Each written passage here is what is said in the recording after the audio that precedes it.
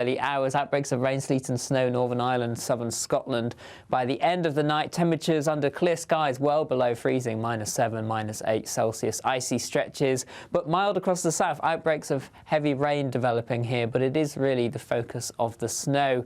We do have rain, sleet and snow across northern Scotland. Icy stretches first thing Sunday morning across the country as temperatures are widely below freezing. Icy stretches Northern Ireland, but it's really parts of northern England, North Wales, where the snow will be heavy and treacherous, perhaps up to 40 centimetres over the higher ground in places. Rain further south, but leading to the risk of some flooding as the snow melts here.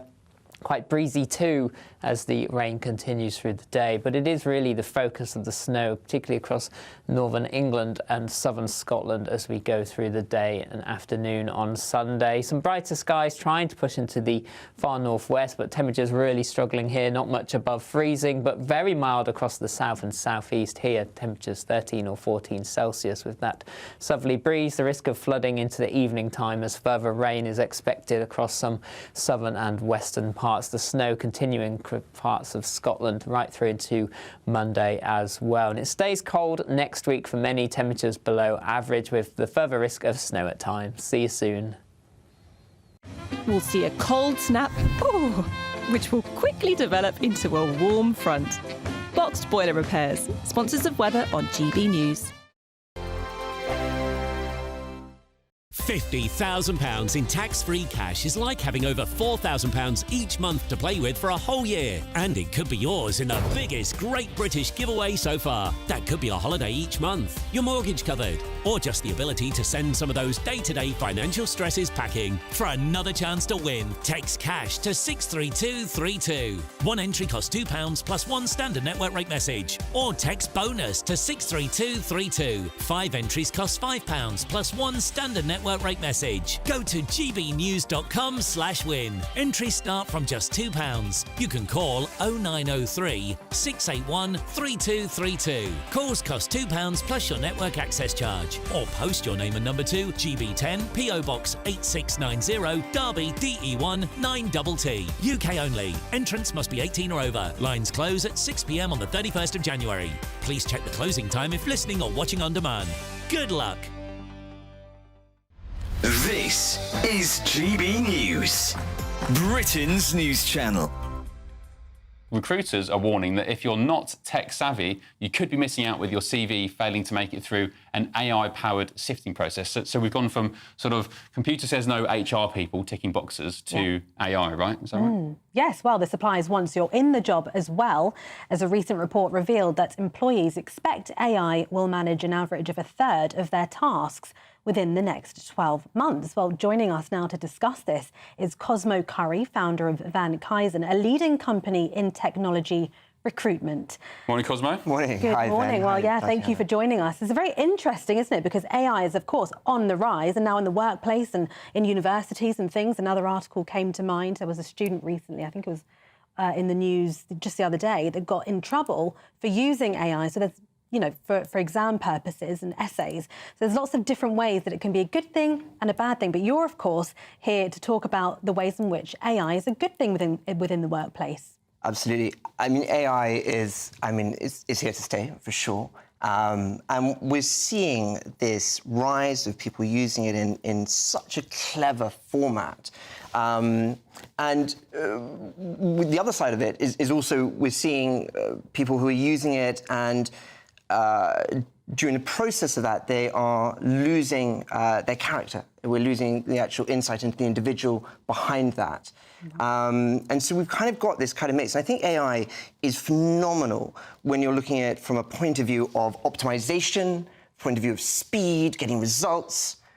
But I think we have to remember that, you know, the fundamental of recruitment is people.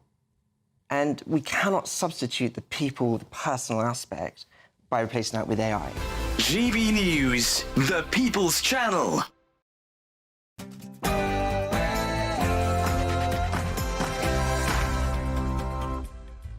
It's Saturday night, and this is the Saturday Five. I'm Alex Armstrong. I'm standing in for Darren Grimes alongside Peter Barnes, Dr. Renee, Adam Brooks and Kai Wilshaw. Tonight on the show. Two-tier NHS for those who have no right to be here. Labour hate the working class. Keir Starmer is as guilty as anyone over the grooming gangs. Why are the police putting women's safety and dignity at risk with their gender-bending nonsense? It's 6 p.m. and this is the Saturday 5.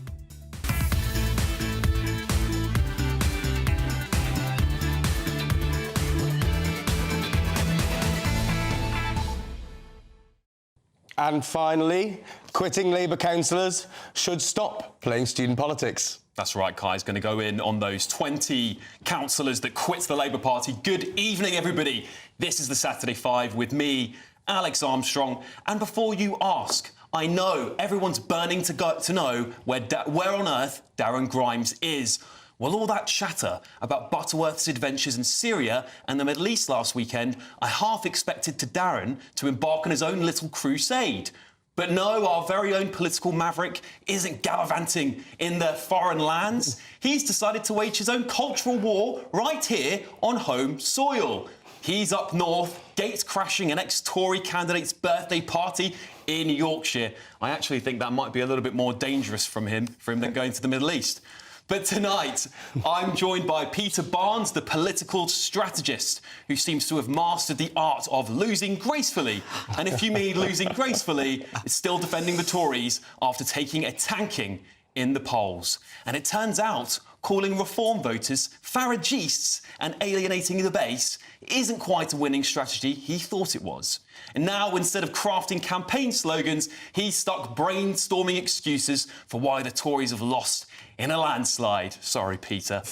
An apple a day won't keep Dr. Renee at bay, though. Her prescription for the nation? A healthy dose of common sense, served with a side of Dr. No to anything that even whispers of being woke. She's on a mission to strengthen the immune system of the nation by denying patients antibiotics and instead prescribing the country with a spoonful of traditional values and strict avoidance of cultural fads. We've also got superstar GB News panellist Adam Brooks back on the show. He's the triple threat you didn't know you needed. A pub landlord who can serve you a pint with one hand while verbally knocking out the far left in the next. Yes, Adam is ready to fight for your right to enjoy an good old English roast and take down those knife crimers while he's at it. And yes, Kai Wilshaw is back. The only way we could lure him here this week was faking auditions for the wokest man in Wales. And when he's not on TV, he spends his time in the countryside, handing out non-crime hate incident reports to anyone walking their dog in his turf.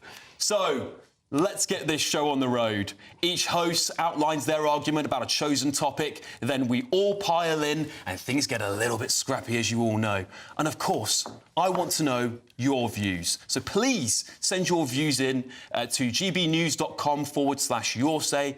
And don't forget to put your questions in for Ask the Five. No topics are off limits other than calling me Errol Flynn, which I've had quite a lot of over the last year. But before we start tearing each other apart, it's your Saturday Night News with Sam Francis.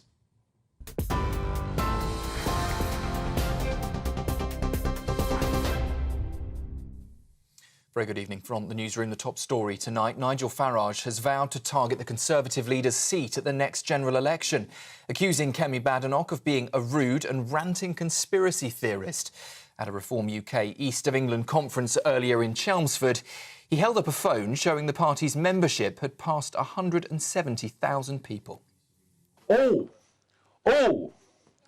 the ticker. And the ticker says 170,000.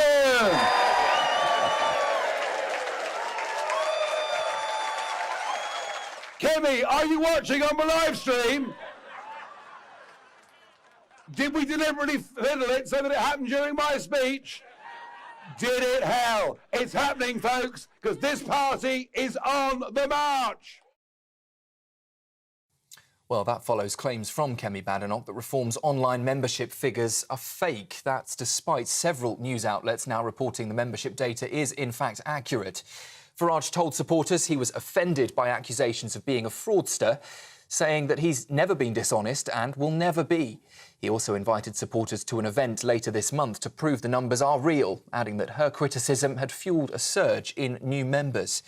Well, the chairman of the Reform Party, Zia Youssef, claimed that over 46,000 people joined the party in late December alone and credited Badenoch's comments for making the party the talk of the Western world.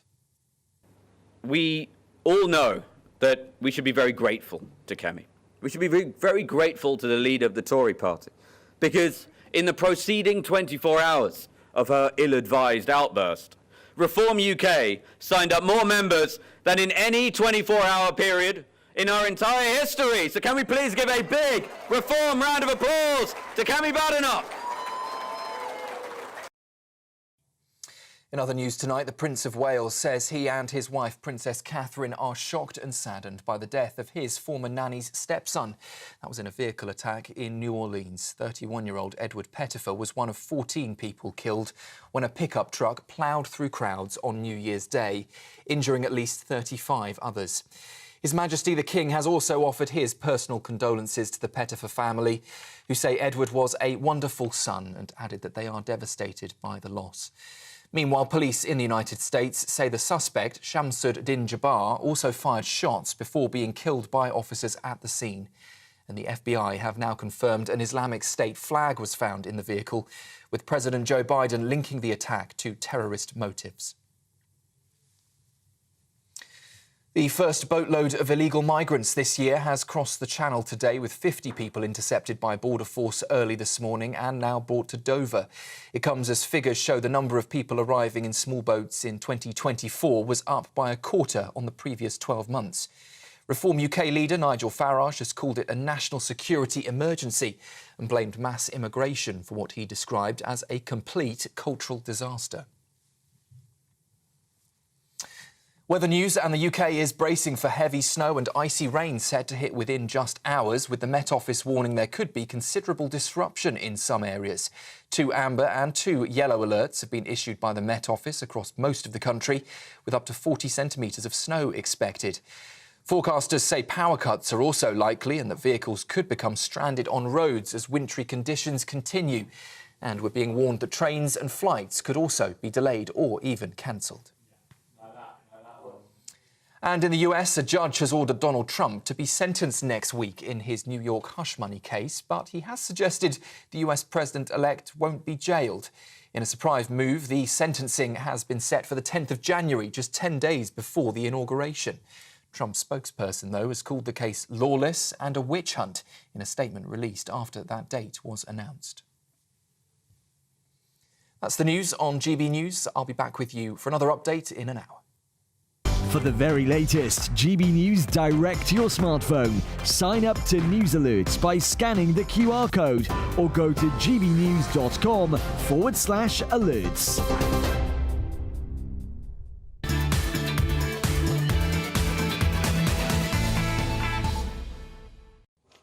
It's Saturday night and you're with the Saturday 5. I'm Alex Armstrong and I can promise you that you're in for a very lively show. Let's crack on with tonight's first debate. And I'm going to kick us off because this has been the biggest topic of the week.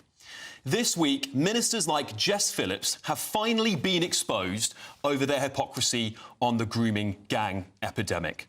But one man, not even in the country right now, is finally facing his long overdue accountability. That man is our Prime Minister, Sir Keir Starmer. And if he hadn't said it enough already, Starmer was the head of the Crown Prosecution Service from 2009 to 2013. For years, under his watch, the CPS covered up, buried its head in the sand and turned the other cheek to countless victims of sexual assault and grooming rape gangs. Why? All for the sake of diversity. Starmer himself admitted that his authorities were too scared to prosecute grooming gangs because they were afraid of being called racist. In one of the most devastating cases, in 2009, 9 months after Keir Starmer had taken the helm of the CPS, they abandoned a case against a rape gang in Manchester. A victim of one of those gangs was then discredited by the CPS even after she provided DNA evidence to the police. shocking. The CPS lawyer in charge of this case, however, decided that the victim was not a credible witness and that a jury wouldn't believe her. Can you believe that?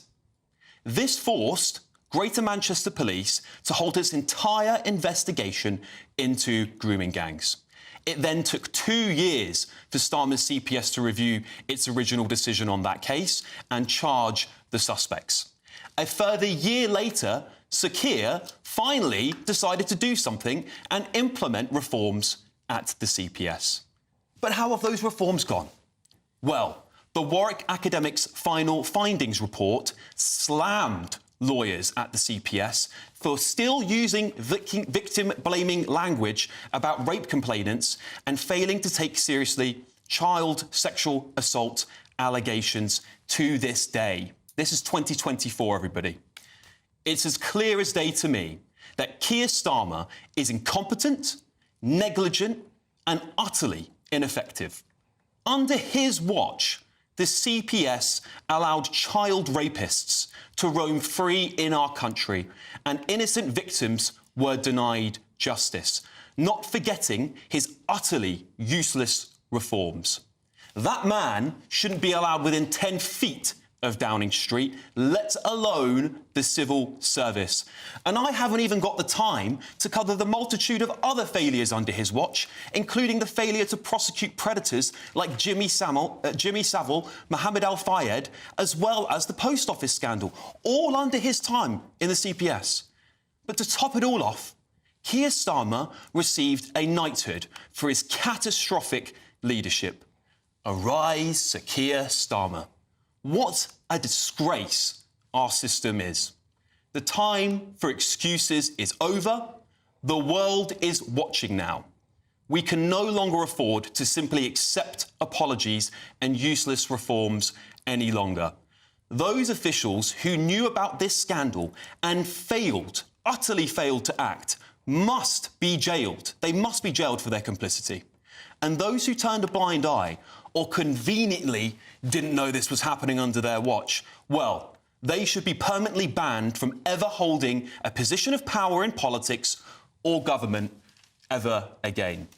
Now, Pete, I want to come to you first, because whilst I've obviously been very brutal about Keir Starmer and the Labour Party here, we can't forget the Tories oversaw 14 years of failure on this topic and have done nothing to implement the independent inquiry to child sexual assault. Oh, yeah, don't get me wrong. I think the Conservatives have been absolutely abhorrent on this. I think there's an institutional problem from top to bottom. I think it's evil through and through. But there have been individuals within the Conservative Party that have been trying to get as much reform and get this issue put out there. There was a Conservative councillor that came forward today, Liam Billington in Tameside, which is a Labour-controlled area, and he was silenced, he was shut down. This is the point, is that where things have happened, there has been a dominance of one party or one group of people to put this down, to keep this quiet. And that's what's most concerning about this, is the conspiracy behind it. Peter, it's not enough, though, is it? No, it's not it's enough. definitely these not. are all It's not excuses. It's all very good and well to say that the Tories, there's a multitude of parties involved. It's the uniparty all over again, isn't it, Renee?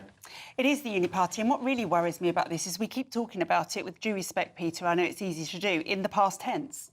And that really upsets me, because this is not in the past tense. This is going on now. Girls are being damaged, girls are being raped, girls are being abused, as we sit here today. And what worries me is when neither are we addressing the elephant in the room as to why there was systemic failure, why people were ignoring it, why people were being told to shut up. The answer is very simple. They would have been accused of being Islamophobic. And that's what we need to get over. Well, Kai, just before we come to Adam on this, because I'm really interested to hear what Adam has to say.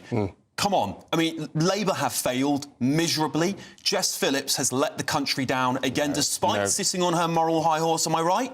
You're completely wrong. I've not heard that amount of guff for a long time. To place this at Sir Keir Starmer's door is abhorrent, frankly. Now, we all know there's a long list of people who were complicit in covering up these crimes. Keir Starmer is not one of those. Now, let me just roll it back a bit. The gangs expose originally in 2011 by The Times, right? 17 prosecutions that came out of those 17 gang examples.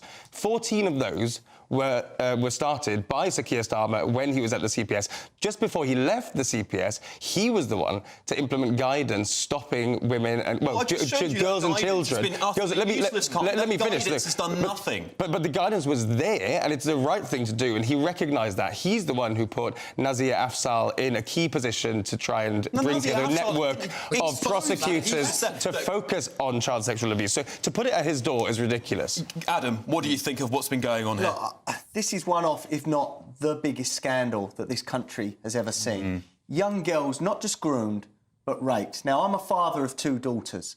I couldn't tell you what I would do to people that ever tried this with my daughters. This is so horrific, and the fact that communities were not coming together and ending this is also a scandal.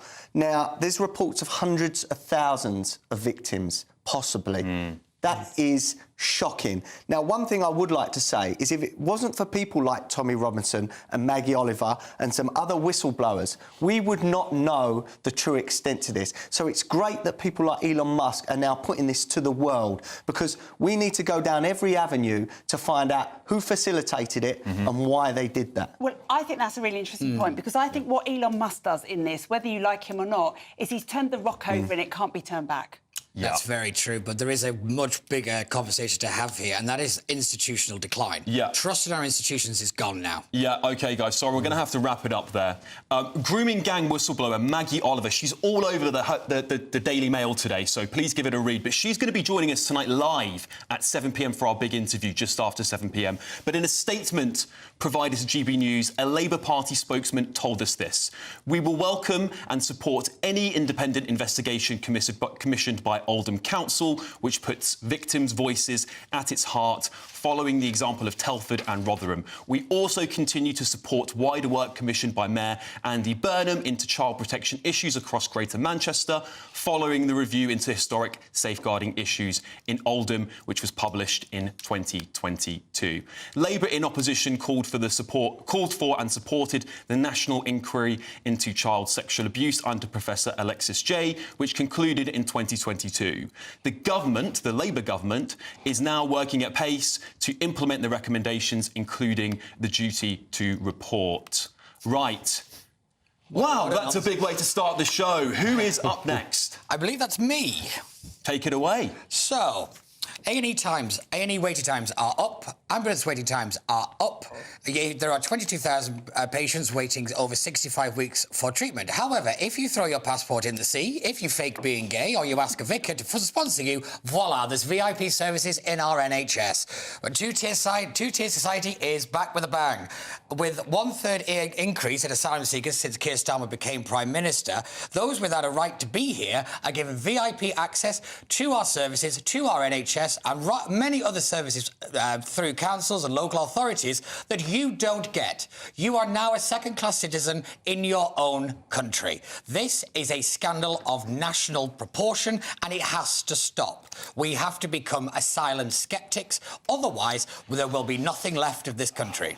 Dr. Renee, we've got to start with you here as a professional in the healthcare service. I find this really, really interesting because apparently the reason that they're doing this is that these people, these asylum seekers, are divorced from the system, so may fall through it and may not seek help. My experience day to day is that people who are immigrants, asylum seekers, have more help than they can possibly imagine. They have individual social workers who are helping them navigate the system day in, day out. They present to GP much more than other people demanding services. So I don't think they are falling by the wayside. Possibly some are, of course. But so are some Indigenous people who've lived here for years, people who need to be seen. This is a disgrace. And I know that if I said to somebody who'd spent 12 hours in a corridor with their sick child in A&E, that if they'd have been an asylum seeker, they would have been seen in 15 minutes. Goodness knows what might happen. But, Adam, in Manchester, we saw in Altrincham that part of the debate, I don't know if you saw the local council held a special session, a town hall, and part of that said that they were going to get private treatment for illegal immigrants. What do you think about that? That's one thing I'd like to just clarify, that most of these are not asylum seekers. They are economic migrants coming here to game our system. Absolutely. And game our system they are. Free bed, free healthcare, free dentistry, free travel, you know, as you've said. Also, they are bringing some very serious and dangerous diseases to this country that had gone and disappeared for many years. That's not being talked about enough. That's true, isn't it, Renee? Yeah. Now, as well, we have thousands of elderly people in this country about to freeze to death because of what Labour have done. Yeah. Yet they're freezing on their settees at home, can't put their heating on, yet these people come across on a dinghy and they are given everything. Shameful. It's shameful, isn't it? I think they are trolling us. Yeah, the authorities are trolling us. But they're This here. is a national embarrassment, isn't it, under Labour? Look, the fact is, they're here, and disease doesn't discriminate, right? And during COVID, we saw quite an illustrative example, right? The fact is, migrants, up to half of migrants are too scared to access healthcare. And so what you have then in a situation like COVID is that fact, the fact that they're not getting treated, the fact that they're not going to their GP or doctors, means that everybody is affected. So this isn't an immigration issue solely. It's an issue that affects all of us on the panel. Sorry, I have to disagree. Look, a quick word from you, Peter. Go on, quick word. No, go ahead. Because there's a lot of these people are actually failed asylum seekers who are still in the country. The question is, why are they still here in the first place? What they should have been done, fail asylum seeker on a plane. Because we are weak. OK, guys, so we're going to have to leave it there. I know this is a great debate. I'd love to talk about this more. I'm sure we will over the coming hour or so. But still to come tonight, with trans police officers now able to use women's toilets, changing rooms and showers, are Britain's female coppers being put at risk? But next, as Labour stalwarts Sadiq Khan and Emily Thornberry are recognised in New Year's honours lists, why are we rewarding abject failure? Well, you're with the Saturday 5 live on GB News.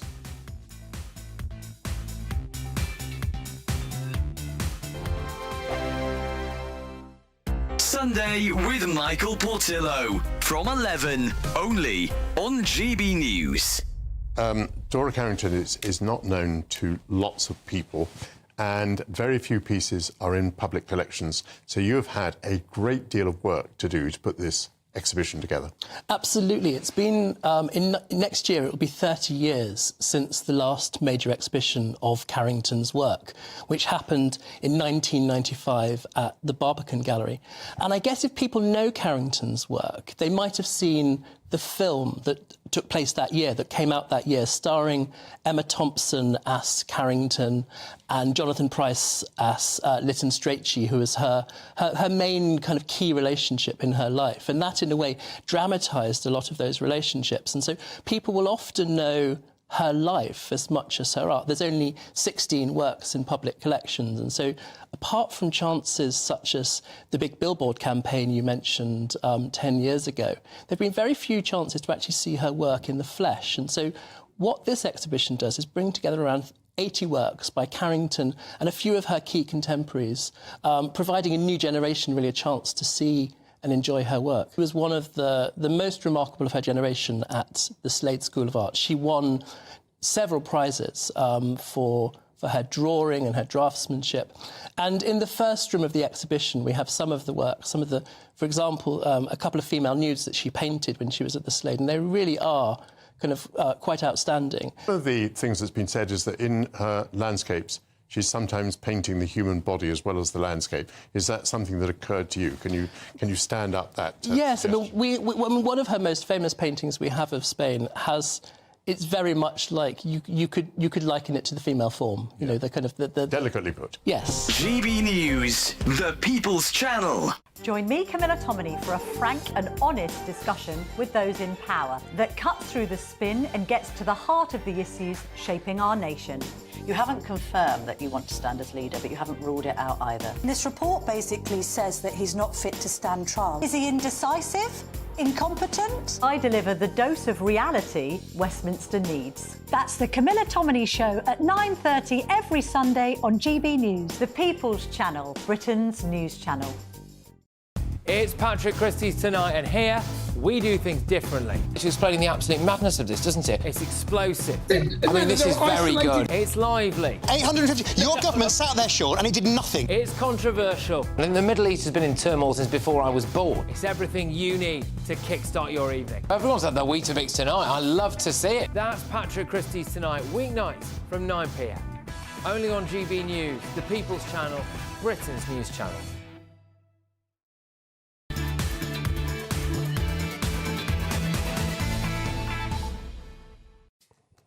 Welcome back to the Saturday 5. As always, thank you for all your emails about tonight's topics.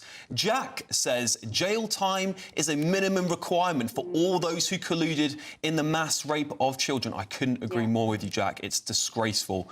Mary has also messaged in and said, well, if Starmer has nothing to do with this, then let's have a national investigation. Absolutely, Mary. Why not? Why not? Let's have it out. Sharon, I need to get me boat out. I think she meant to say my boat there. Sharon, I need to get my boat out. I've been waiting 6 months in pain for a hip injection. And I think that's just disgraceful, Doctor. How do we get to that point in the NHS? It's just too many people. How do we get to a point where someone needs a very simple injection for a hip, problem? Diversity over health. Crazy, isn't it? Yeah. Crazy. OK, now it's time for our next debate. Who is up next? It's me. Go on, Renee, take it away. OK, so Labour hate the working class. People tell you that the Labour Party is different, that they've changed. Well, they have changed because they're no longer the party of the working man. That's what they were, they no longer are. They now despise the working class. They sneer, they snipe, they look down their noses at them. And the gongs given this week to Sadiq Khan and Emily Thornberry evidence this new Labour identity. Khan, who has tried to destroy the working man in the city over which he resides. Is that Emily there? We're talking about Emily. OK, I'll switch. It isn't enough. Emily Thornberry, we've just seen her post here, sneered when she was campaigning in Beckenham, Kent in 2014. She took a picture of a house with England flags all over it and a white van on the drive, and she put up a sarcastic tweet on Twitter which caused her to resign, but not before she tried to justify herself by saying that she'd grown up on a council estate and she'd never known anybody not be able to look out of the windows because of flags. They're called drapes where Emily lives in Islington.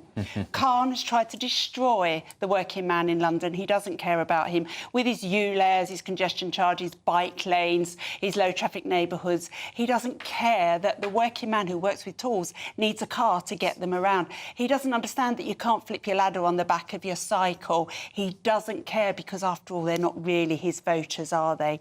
So where do they get these people, the Emilys and the Sadiqs, from? How do they end up in the working man's party? Well, sadly, they're not the exception. This typifies the elite that ended up calling themselves Labour people now, but they don't understand people that Labour. Not only do these gongs reward failure, abject failure, they cement this new sneering at the working class that is Labour. I'm a born and bred Londoner, Renee, and I've seen this city go to the dogs over the last 30 years. It's such a shame because we used to be the greatest city in the world, hands down. Adam, you know, you're not far from London. Has this spillage of London started making its way out to Essex as well? Yeah, we get a lot of gang problems come out. I live on the borders of London and Essex, and a lot of the crime in my area is from London gangs. Yeah. So crazy. It really has changed over the last 5-10 years. Making it a national problem, isn't it? Kai, I mean, Sadiq Khan has been one of the longest-serving Labour politicians in this country. Has he not got a lot to answer for? I mean, you know, Emily Thornberry, she didn't get her seat in the cabinet, did she? Keir Starmer refused to give it to her. Instead, he's giving her a peerage like he did for the Sue Gray, who failed as well. Is he just handing out rewards for everyone that fails this country? No, he's handing out awards based on the incredible public service that those two individuals have shown. But also, and I think you all, as you all know, to the 1,200 people, Paralympians, Olympians, campaigners, you know, everyday people who are honoured in the New Year's Honours every year. No, but to the point, though, 20 years as a human rights lawyer, 20 years as an MP, Dame Emily Thornberry well deserves that honour. I've talked before about Sadiq Khan deserving it, and in the fullness of time, they'll be in the House of Lords where they should be. Oh, God help us all. My Lord, just because you've been in a position for a long time does not mean you've actually done or achieved anything. The reason the Labour Party have this sneering attitude is it's a saviour complex. They want to keep the working class down because they need to feel better about themselves, because the working class can't do anything without them. In the most common form of bigotry in this country is the bigotry of low expectations, and it comes from the likes of the Islington set. It is absolutely despicable and disgusting. It's not just the working class, though. Labour expect ethnic minorities to vote for them. You know, it's like they own ethnic minorities. It's a bit like that superiority complex the Tories have. Labour are hypocrites. You know, but while we're on the topic of the Tories, Peter, you know, Charlotte Owens, what did she do to deserve a peerage? Are the Tories not just as guilty as handing out failure and useless people peerages whenever they feel like. Oh, definitely. Don't get me wrong. I'm not defending that. I mean, the reform of the House of Lords is actually needed, but the ones the Labour Party have put on the table, it's even more party political than I've ever seen anything before. Well, but the at least it's not our donors. What's that? At least it's not our donors that are going into the House of Lords. Well, Lord Ali's got a peerage. Come on, Kai. Yeah, Renee, I mean, this is getting ridiculous now. Should we just scrap it? Should we just scrap the peerage system altogether? It's completely broken. No. It's completely broken. But I actually worry what we're going to replace it with, because if you go for an elected house, you actually just get the same as what you've got in the other house. But what really, really worries me is that the people who oil the country, the ones who actually make it work, the cleaners, the bricklayers, the roofers, can't get to work anymore, and these people don't care. I mean, Adam, I think we should be giving more ordinary people peerages so we can actually have some common sense, because we're not electing them, clearly. Why don't we get them in through the Lords? One thing we're missing here is that Labour, many in Labour, have always said get rid of the Lords. Now, suddenly they're in power and they're handing them out like confetti. Keir Starmer wanted to get rid of the Lords, didn't he, just a few years ago? It's more Labour hypocrisy. They say one thing in opposition and suddenly they're in power and they do another thing. Yeah. What do you make of that, Kai? I mean, Keir Starmer's flip-flopped on almost every single issue. Now he's flip-flopped on the Lords. He's packing the Lords full of his mates. What are we going to do about this? No, the reason he's doing that is so that, that we can stem the tide of all the Tory Lords that we've had in the past few years and actually pass reform of the House of Lords. So that's exactly... He's not flip-flopped. He's not flip-flopped on the House of Lords. I cannot let you get away with this. No. The reason that the Tories couldn't get the Rwanda plan through was because they don't have a majority in the House, because there are so many crossbenchers who just sit and are independent. You're wrong, Kai. The Tories don't have that in the House. The Rwanda plan was illegal. That's different. Well, it clearly wasn't illegal. That's a lie. I want this to be in a wider context. I still think there was one more important moment, and it's who put me with that bigoted woman. The Gordon Brown situation. That was when the mask slipped. I nearly mentioned that woman asked a very reasonable question, and the Gordon Brown just absolutely ridiculed it. It was awful. Started with Blair. It's getting worse. Yeah. 2010? It's getting ridiculous. 1997. Listen, if I had it my way, we'd be giving out peerages to actually ordinary people who have done some good in their community, not politicians, especially not sitting politicians. Anyway, we're wrapping that up there. Still to come tonight, are quitting Labour councillors simply playing student politics? Or could this be a signal, the beginning of the end for the beleaguered Labour Party? Oh, I think so. But next, with trans police officers now able to use women's toilets, changing rooms and showers, are Britain's female coppers being put at risk? Well, you're with the Saturday 5 live on GB News. Don't go anywhere.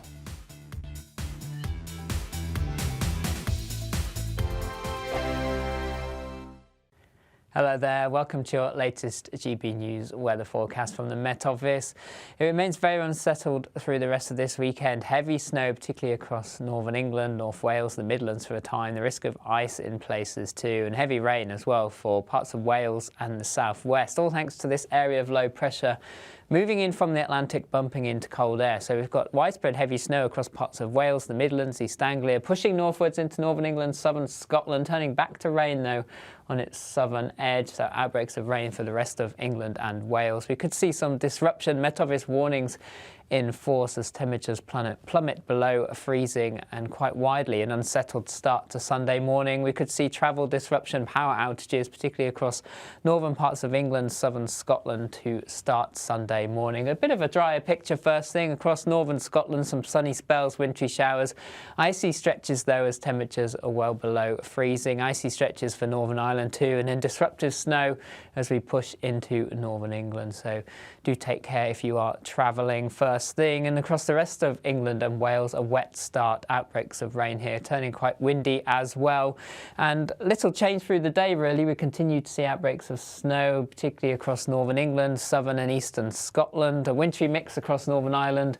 Sunny spells and wintry showers for northern Scotland as well. A little brighter across central southern parts of England after some early heavy rain, and temperatures here mild, 12 to 14 Celsius, but cold under the snow and ice. An icy start to Monday as well, as weather systems slowly start to pull away, but a wintry feel for everyone through the day with sunny spells and wintry showers, particularly across the north of the UK, drier further south and east. And it stays cold through much of next week as well, but turning drier and brighter later on. See you soon.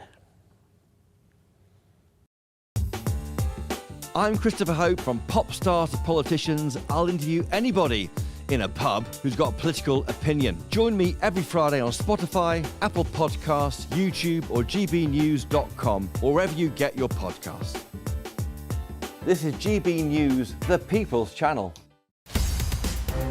In the GB Newsroom, we bring you the news as it happens. With our team of dedicated journalists across the UK, we're ready to keep you up to date with what's happening every half an hour, every single day. Bulletins here on GB News, the People's Channel, Britain's news channel. Every Saturday, 10 till 12, we'll bring you all of the news that you need to know. We'll also remind you that there is so much to smile about. It's my favourite time of the week. I get to relax, enjoy some light-hearted stories, and let Ellie teach me about fashion too. That's Saturday Morning Live, every Saturday, 10 till 12. Only on GB News, Britain's news channel.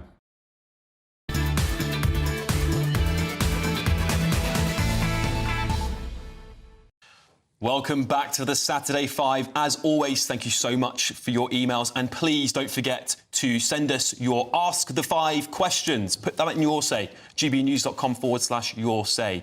Marie has emailed in to say, shut the House of Lords. It's a waste of taxpayers' money. You know what? I want to keep the Lords in, but it does need reform, and we need to get on top of the honours system. We really do, because we hand lordships out to God knows everybody these days. But anyway, now it's time for our next debate. Who have we got as our next victim? And that will be me. Oh, now, go on, Adam. We are living in a world where a man can suddenly pretend that he is a woman, where John can wake up one morning and identify as Joanne. Now, this madness, you know, it might think to you that this won't impact your life. It's irrelevant. But one day this will impact someone that you love. Imagine your daughter or your wife being strip searched by a biological man police officer. That is a possibility, and that could be the case. There are many police forces now in the UK that issue 2 warrant cards, and in some cases more if they're gender fluid. This warped madness needs to end. Now, trans officers, as we've said, could search female people. This is a danger to society. This is a danger to women officers. And as well, 2/3 of trans women in prison are there for sexual assault or sexual offences. Trans women are disproportionately more likely to commit sexual offences. Facts cannot be transphobic. I would like everyone to be able to live their life as they want to, but not when it infringes on the rights of others. Yeah, no, I think this is a sign of the times of Britain. You know, we've become a global laughingstock in this country. Not only have we got people like Elon Musk looking at us and going, what the hell is going on over there? But we've got world leaders. You know, Javier Milei in Argentina. You know, we are a global laughingstock. Kai, these are your policies that you support. What is going on? What are you people doing to Britain? I'm really glad you brought up this common sense policy, because actually, let me just. But strip searching and those kind of issues, I totally agree with you on that. But warrant cards don't have sex or gender on them. What they have is a picture, and whether you like it or not, and I know it's for lots of you not.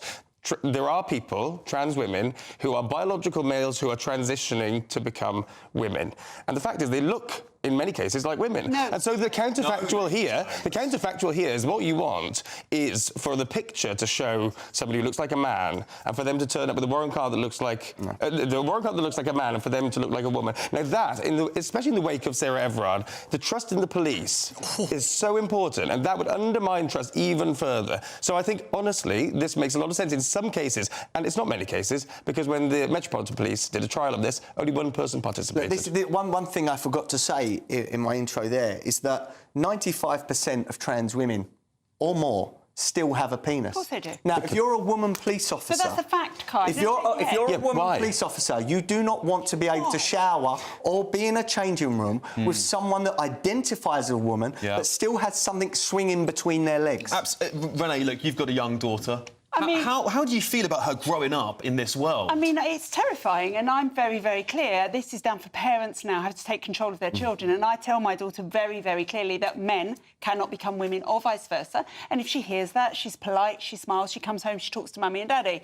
That's what all parents should be doing. They shouldn't be teaching their children to go along with this lie. We tell children they must never lie, so that if somebody's abusing them, don't lie to mummy, come and tell me. But then on the other hand, if you want to be a boy and you don't want your mummy to know, you can lie. This is damaging children. It is a disgrace. And frankly, I don't want my police woman to be a man, and I don't want them to be able to choose each day. They're clearly not very committed to their cause. If one day they're a bloke and the next day they're a woman and then they go back to being a bloke. Yeah, I have to admit, while you were talking there, we saw images of the police waving all these different flags. What irritates me the most is they think that means something. They think that's doing something, that's helping the LGBT community. It's not. Waving a flag means nothing. I mean, I think it's put the LGBT agenda backwards. Yes, it is, because what it does is it makes that entire community look infantile. It looks like it makes them look weak and fragile, and they aren't. And it is infuriating to continue to have to explain to people that they don't need your help. Absolutely spot on. I mean, Kai, come on. This is getting ridiculous. We shouldn't be politicising the police.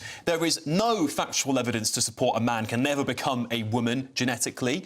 And surely people just want a bit of common sense when it comes to policing. They want a police force, not a police service. The common sense approach is to accept that the people exist. There are people who present in a different way to how they were born. And frankly, anything else is like King Canute holding back the tide. This is a reality, and we need to have sensible policies that reflect that. I'm sorry. Well, the reason it's just like here is because we gave these people an inch and they've taken 10,000 miles. We should never have even entered the pronouns argument. That's what I've always said was the opening of the gates of this stuff. I mean, it's absolutely ridiculous to argue that. I mean, we're only here because people like you run around denying objective reality. That's true. I mean, and Adam, you know, you're a sportsman as well. You box. We're seeing an infiltration of this going into sport now as well. Of course, we had Iman Khalif, is it? He just won the Olympics.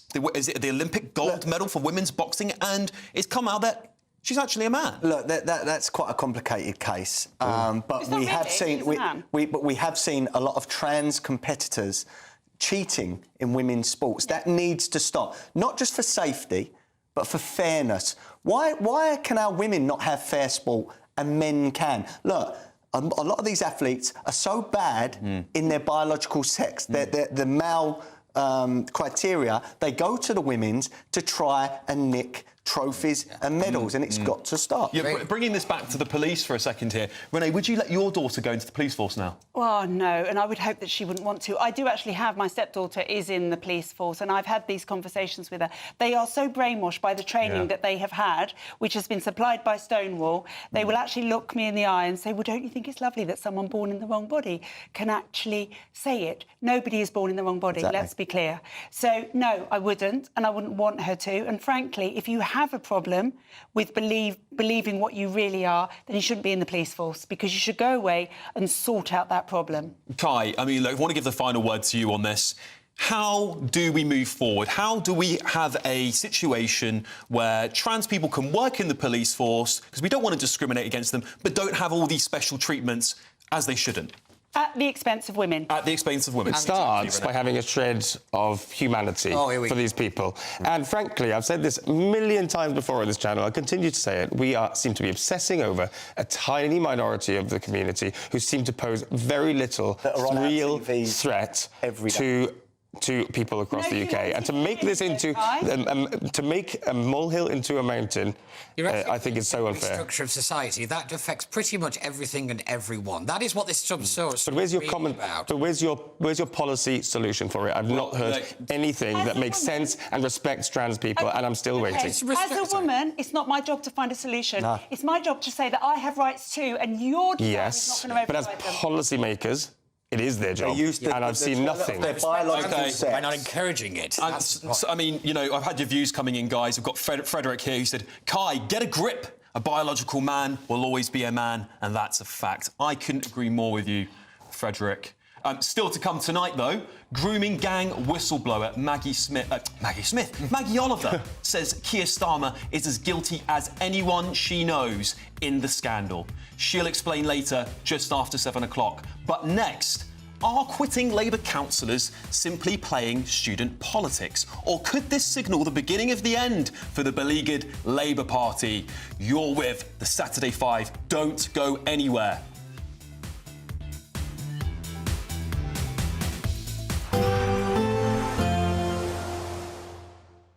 Ready to soak up that holiday sunshine? Won't we need some cover? No worries. All sorted. All Clear Travel Insurance sponsors GB News Travel Destinations Forecast. Hello there. It continues to remain unsettled across western parts of the Mediterranean, but fairly warm for the time of year. Drier further east. Dry for Madeira, though. Temperatures 18 Celsius on Monday, but you can see unsettled weather across Portugal, Spain, southern France into Italy. Temperatures on the cool side, but drier towards Greece and Cyprus and Turkey as well. The temperatures here nearer to average for the time of year, but some pleasant sunny spells. Staying warm in Madeira for the next few days as well. All Clear Travel Insurance sponsors GB News Travel Destinations Forecast.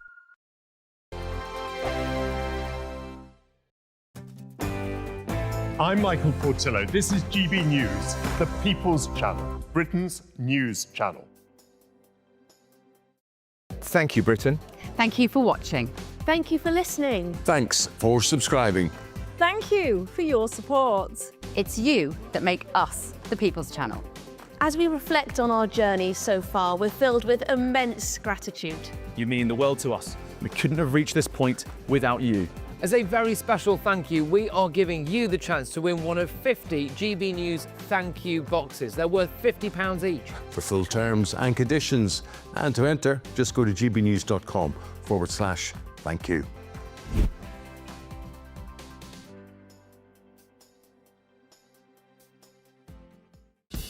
Lee Anderson's Real World, Fridays from 7 p.m. I'm joined with Ryan Mark Parsons, who's a TV personality, a columnist, and he was on The Apprentice a few years back, weren't you? That's where most people would recognise your face from, one of the youngest contenders ever on The Apprentice. How did that work out? Well, you know what? I never in a million years thought I'd get on the show. I was 18 when I applied. There were about 6 months of auditions. It was intense. You met Lord Sugar's advisors, his lawyers, his business advisors. It was the most intense thing I've ever done. And I just thought, never in a million years am I going to get on the show as a teenager. And I got the call from the exec. And he was like, you're one of the 16 candidates. And it was just like, really? So I took a gap year. I've just finished my A-levels. I was working in Harrods before. And I just came up with this business idea, took it onto the show, and I got fired in the end. I lasted 8 weeks, which wasn't too bad. But what was the business idea? Educate me. A concierge, similar to companies like Velocity Black, quintessentially, that work with some of the private banks. It was similar to that. I was inspired by my time in Harrods, working with some of these ultra high net worth clients. So I just wrote a 40-page business plan like we all have to do. But I didn't make it to the interview, so I didn't get to talk about it. But no, it was a great experience, a very tough experience, but unforgettable. So at a young age, how did that change your life at that age? Because you must have got recognised, starting to be recognised when you're going out and about town. Yeah, I mean, it happened quite quickly because the adverts start rolling out on BBC One and then the shows go on air. It's once a week on a Wednesday. You're getting about 7 million people tuning in every week. Yep. And yeah, it was surreal. It was surreal. And then suddenly you get invitations to things. You're going to premieres and it was a lot. It was a lot at a young age. And I obviously had no training for any of that. But I just embraced it and I've had fun with it. GB News, the People's Channel. I'm Patrick Christys. This is GB News, the People's Channel, Britain's news channel.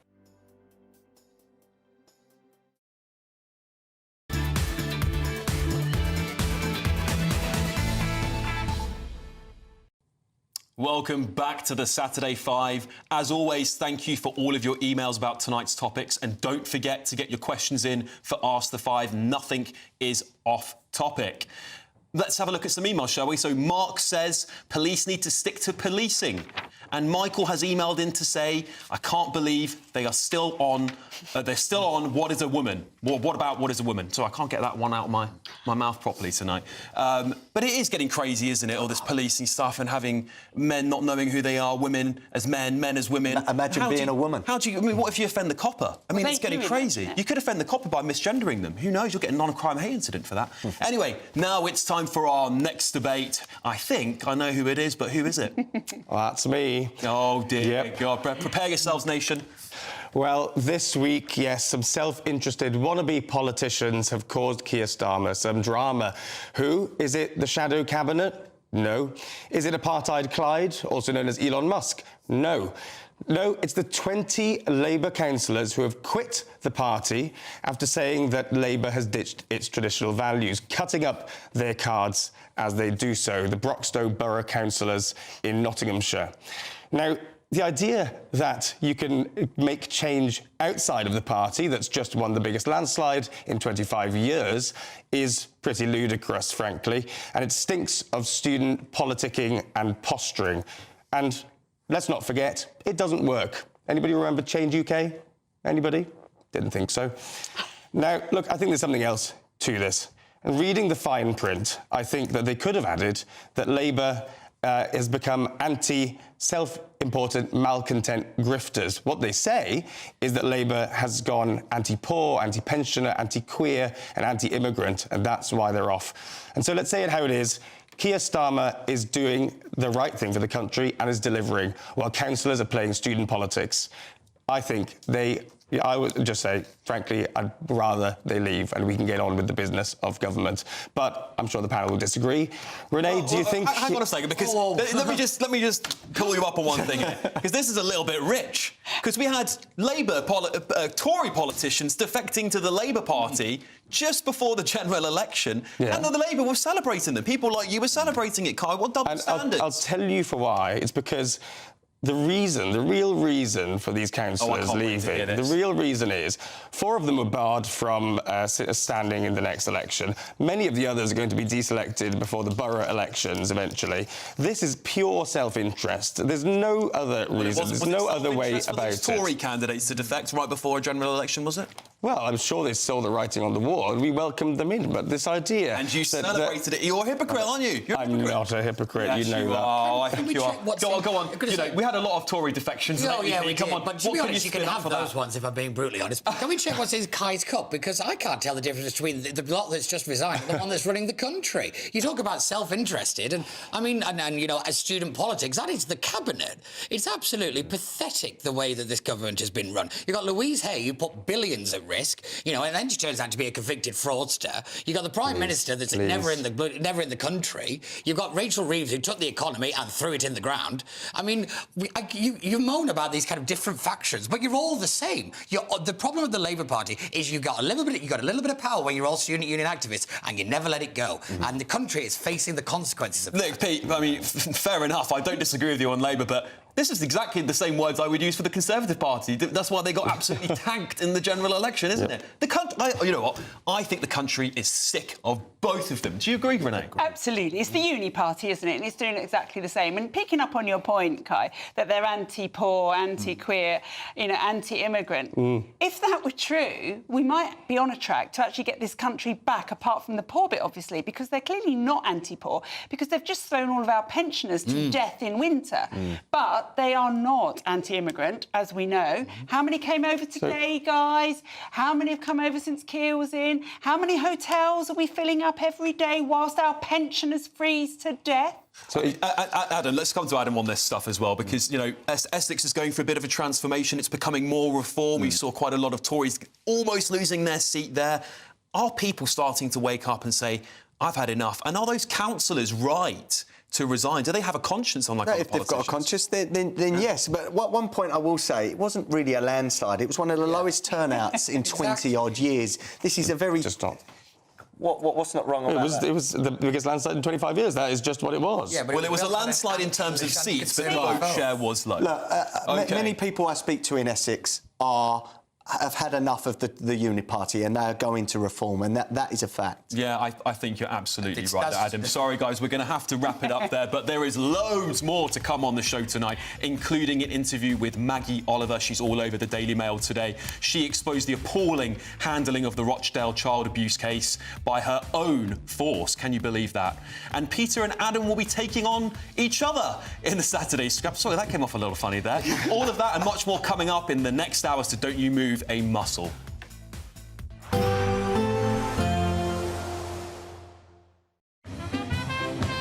There will be a light breeze in the morning, leading to a warm front.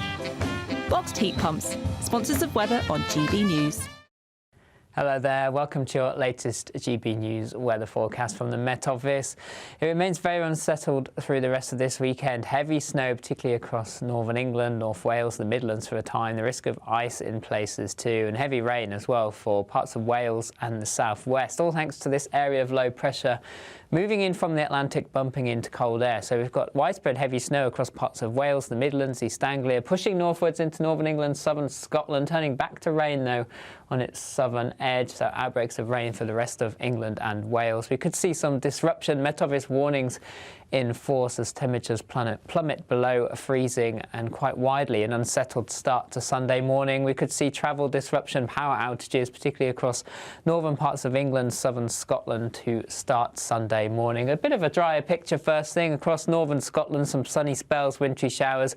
Icy stretches though as temperatures are well below freezing. Icy stretches for Northern Ireland too, and then disruptive snow as we push into northern England. So do take care if you are travelling first thing. And across the rest of England and Wales, a wet start. Outbreaks of rain here, turning quite windy as well.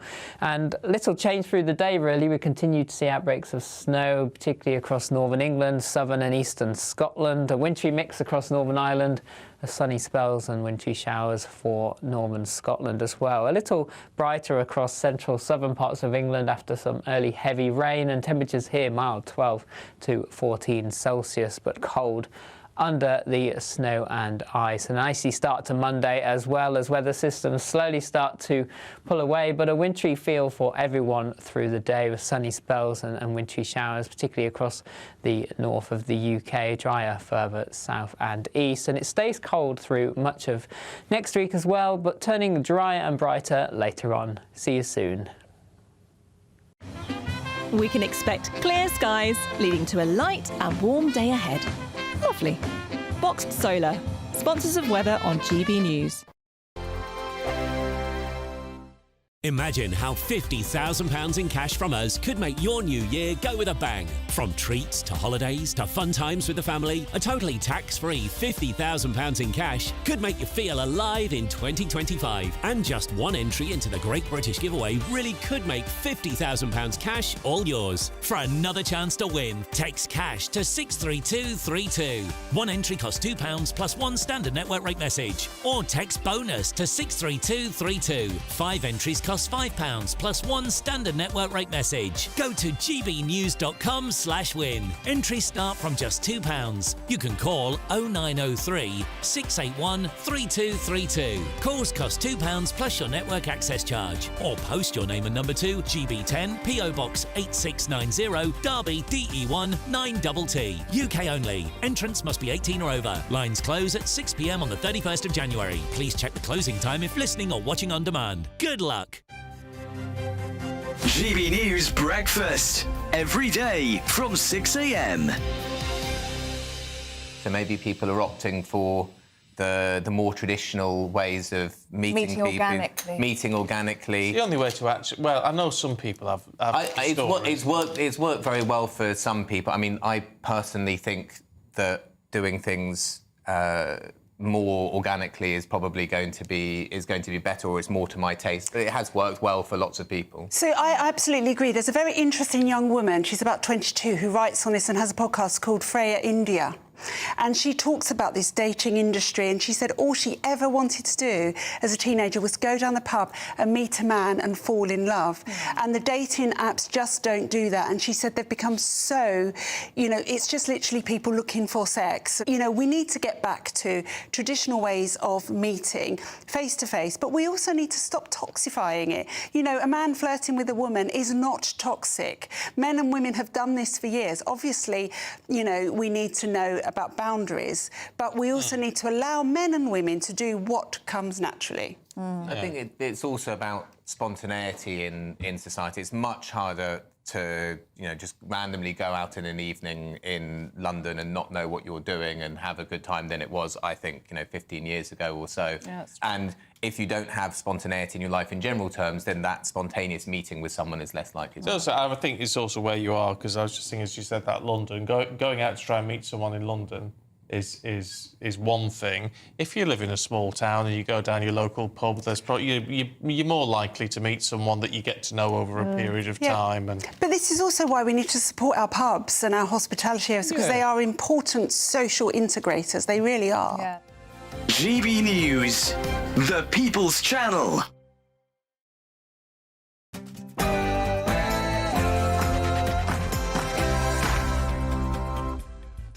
It's Saturday night, and this is the Saturday 5. I'm Alex Armstrong, standing in for Darren Grimes, and tonight I'm joined by Peter Barnes, Dr. Renee, Adam Brooks and Kai Wilshaw. There's plenty more to come tonight, including a peek behind the curtain of Meghan Markle's new reality show. Oh, wow, can't wait for that. Plus, should the over-60s be taking out student loans they'll probably never be able to repay? It's 7 p.m, and this is the Saturday 5.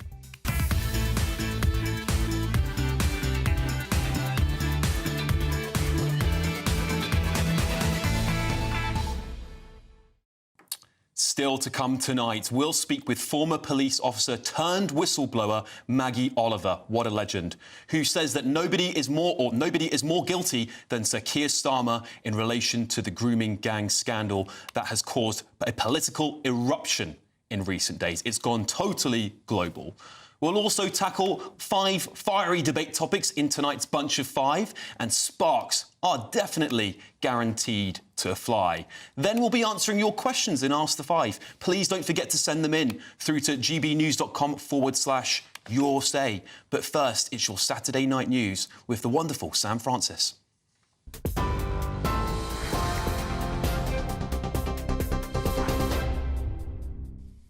Very good evening. It's just after 7 o'clock. The top story tonight. Nigel Farage has vowed to target the Conservative leader's seat at the next general election, accusing Kemi Badenoch of being a rude and ranting conspiracy theorist. Reform UK's East of England conference in Chelmsford earlier, he held up a phone showing that the party's membership had passed 170,000 people. Oh, the ticker.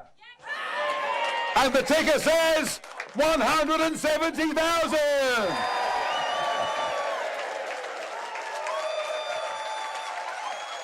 Kemi, are you watching on the live stream? Did we deliberately fiddle it so that it happened during my speech? Did it hell? It's happening, folks, because this party is on the march.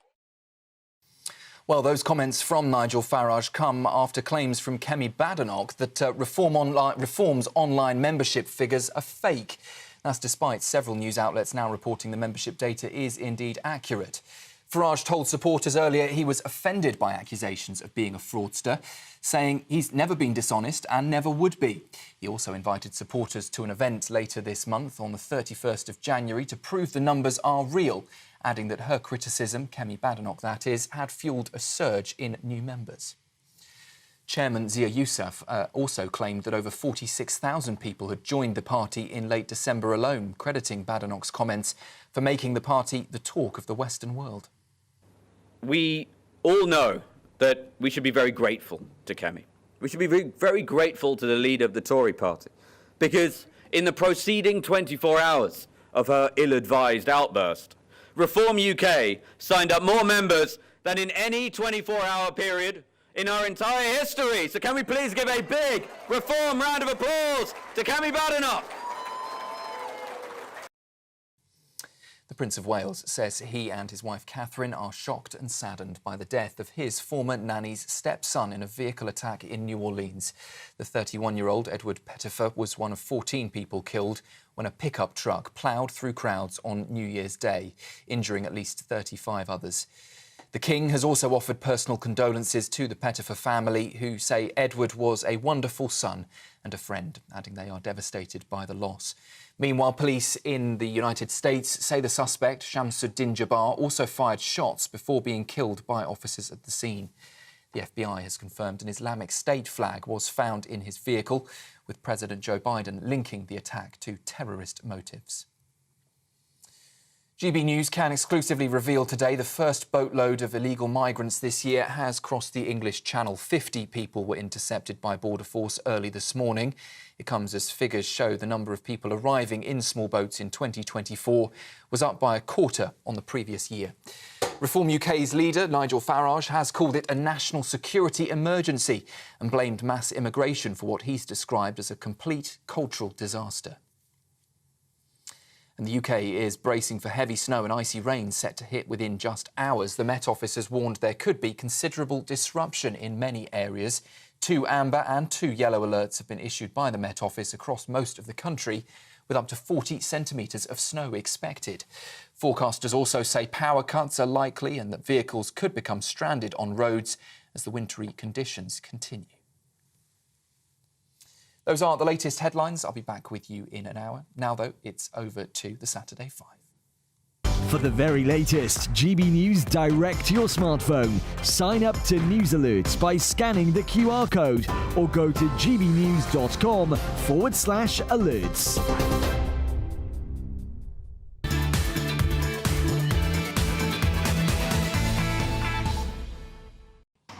It's Saturday night and you're with the Saturday 5. I'm Alex Armstrong, standing in for Darren Grimes, and I can promise you that you're in for a very, very lively hour. To kick off tonight, we've got a big interview. Joining us now is Maggie Oliver, a former detective constable with Greater Manchester Police, who became a prominent whistleblower after exposing her own forces' failure to properly investigate the Rochdale grooming gang scandal. Maggie resigned from the police in protest and has since become a tireless advocate for the survivors of sexual abuse, and of course has founded the Maggie Oliver Foundation to support victims and campaign for change. Maggie, thank you so much for joining us today. It was a pleasure to have you. Of course, your words are splashed all over the Daily Mail today. You claim Keir Starmer is as guilty as anybody. And I know our audience really want to know from your perspective, how have you come to that conclusion? Hello, Alex, and thank you for inviting me on the show. Let me say, first of all, I didn't expect that to be on the front page of the Daily Mail. It was something that I said on my Twitter, but I do stand by every word. This topic has haunted me for really 20 years now, since I first worked on Operation Augusta. Now, in 2000, I was very naive back then, but in 2005, Greater Manchester Police closed down a live investigation where we had 100 paedophiles on a database that we knew were abusing dozens of children. My husband was terminally ill, and I went off work, leaving a fully all singing, all dancing, live major investigation. And when I came back to work after he died, the whole job had been closed down. Not one person prosecuted, and it left me traumatized. But I was very, very naive in that back then. I am not naive now. I've had 20 years of learning. But in 2008, I know that when Keir Starmer was the Director of Public Prosecutions, Gordon Brown was the Prime Minister, and a circular was sent out to all Crown prosecutors and police forces, telling them that this was a well-known problem amongst the Pakistani Muslim community, that young white children were being groomed or and raped on a daily basis, and that they should do nothing about it. So if the direct, and yet we're talking about 11, 12, 13-year-old white vulnerable children, often from difficult backgrounds, and the law in our country says you cannot have sex with a 12-year-old child. And if the Director of Public Prosecutions is instructing police forces and Crown prosecutors not to prosecute, I say there is no higher authority in the land. He should be leading by example. And we don't cherry pick which rapists we prosecute. You know, I don't care where an abuser comes from. It just so happens that this kind of abuse has landed on my doorstep. But I don't care if it's a priest in the church, if it's the Church of England, if it's Jeffrey Epstein, Harvey Weinstein. I honestly do not care who that abuser is. The law should be equal. So I now see the Prime Minister, Keir Starmer, saying that, you know, turning away again. I'm not saying he is the only one, Alex. We have had a whole army of public figures who have failed in their public duty to prosecute child abusers. And that is a fact. And I don't, you know, using a fear of racial tension as a reason not to prosecute is not good enough. We have thousands and thousands of children, many of whom we are supporting in my charity, the Maggie Oliver Foundation, who have fought for 20 years to have their abusers prosecuted. We, as a country, need to get a grip of this and do something properly about it to stop it. And the responsibility and the blame, Alex, does not lie with those children. It lies with the perpetrators. And our focus as a civilized society is to address that abuse. So that's why I've said what I've said. Yeah, Maggie, I couldn't agree with you more, and I'm, you know, thankful for the work that you do, and I know our audience will be very, very supportive of you. But, you know, there's been lots of calls internationally. We've had Elon Musk, of course, tweeting about this. We've had people from America, senators from New Zealand, lots of things going on around this issue. Many of them are calling for people in positions of power today and people who work in our civil service and who have worked in our civil service to either be jailed or banned for their negligence or their role in covering up the scandal. Do you agree with them? I would absolutely agree with that. And I've been calling for that for years. I mean, this is like an onion. You know, I've got maybe 10 minutes here to talk about something that I could talk about all week. But you peel back one layer and there is another layer underneath it. And when you ask that, I will give an example of a case, the Augusta case that I was just talking about in 2005. I worked on the drama Three Girls, and after it, I did a lot of media. I worked on it for 4 years. And Andy Burnham in Manchester, I'm sure he did hear me talking, and he set up some independent reviews, local reviews, one of which looked into that case, Operation Augusta. Now, that I worked with that review team for 6 years, and in 2020, they formally reported that when Greater Manchester closed that case down in 2005, they closed it because they were not willing to put the resources in. Even though we had 100 paedophiles, over 3 dozen children, now we know it was nearly 100 children. But they knowingly, deliberately, and I would say criminally closed down that case. After that independent review was published, 5 of those senior officers who made that decision in that Gold Command Group meeting were referred to the IOPC. Every one of those 5 senior officers refused to be interviewed, and there was no obligation for them to be interviewed. The minutes of the meeting where that decision was made were quite conveniently lost, and all 5 of them walked away scot-free. For me, they are guilty of gross criminal neglect, misconduct in a public office. And if we are not going to hold senior officials to account when they fail in their public duty, then what's it all about? You know, if I went and stole a dress from Rackham's or Kendall's, I would be in front of a court. And yet these public figures are paid to protect children. Why is it that we do not hold them criminally accountable when they fail so monumentally in their duty to protect? They are criminalizing victims for putting something on Facebook, but they themselves seem to be above the law. And that's why we have so many angry people in our country. You know, we're not far-right extremists. I am an honest, decent, ordinary woman who gave 16 years of my life to to the police because I believe in justice. I believe we don't rape 12-year-old children. And I was almost destroyed by what I saw. So now it is my duty to, speak about what I know. It's a scary road to be on sometimes, but if I find it scary, what about all the victims, all the children, all the survivors who have been completely squashed and destroyed by the failures that they have been subjected to? Yeah, I mean, the CPS, in my opinion, Maggie, has a lot to answer for. And I think even if you've sort of didn't know it was happening in your department, the buck stops with you at the end of the day. That's my opinion. But I want to bring in Dr. Renee on our panel now to ask you some questions as well, please, Dr. Hello, Renee. Maggie. Maggie and I have to say thank you for all the work that you do and continue to do. For me, the big issue here is that we have to get justice for the girls that have been raped, but also what worries me, and from chats that you and I have had in the past, is that this is still going on today. I've said to people, and they've shouted me down, that this is going on in almost every big town and city in our country. Would you agree with that? Hi, Renee. I absolutely would agree with it. And you know that I started my own charity from a standing start, the Maggie Oliver Foundation, because I recognised that there were so many thousands of desperate victims out there who had nowhere to go. Now, I've now got a fantastic team of almost 40 people.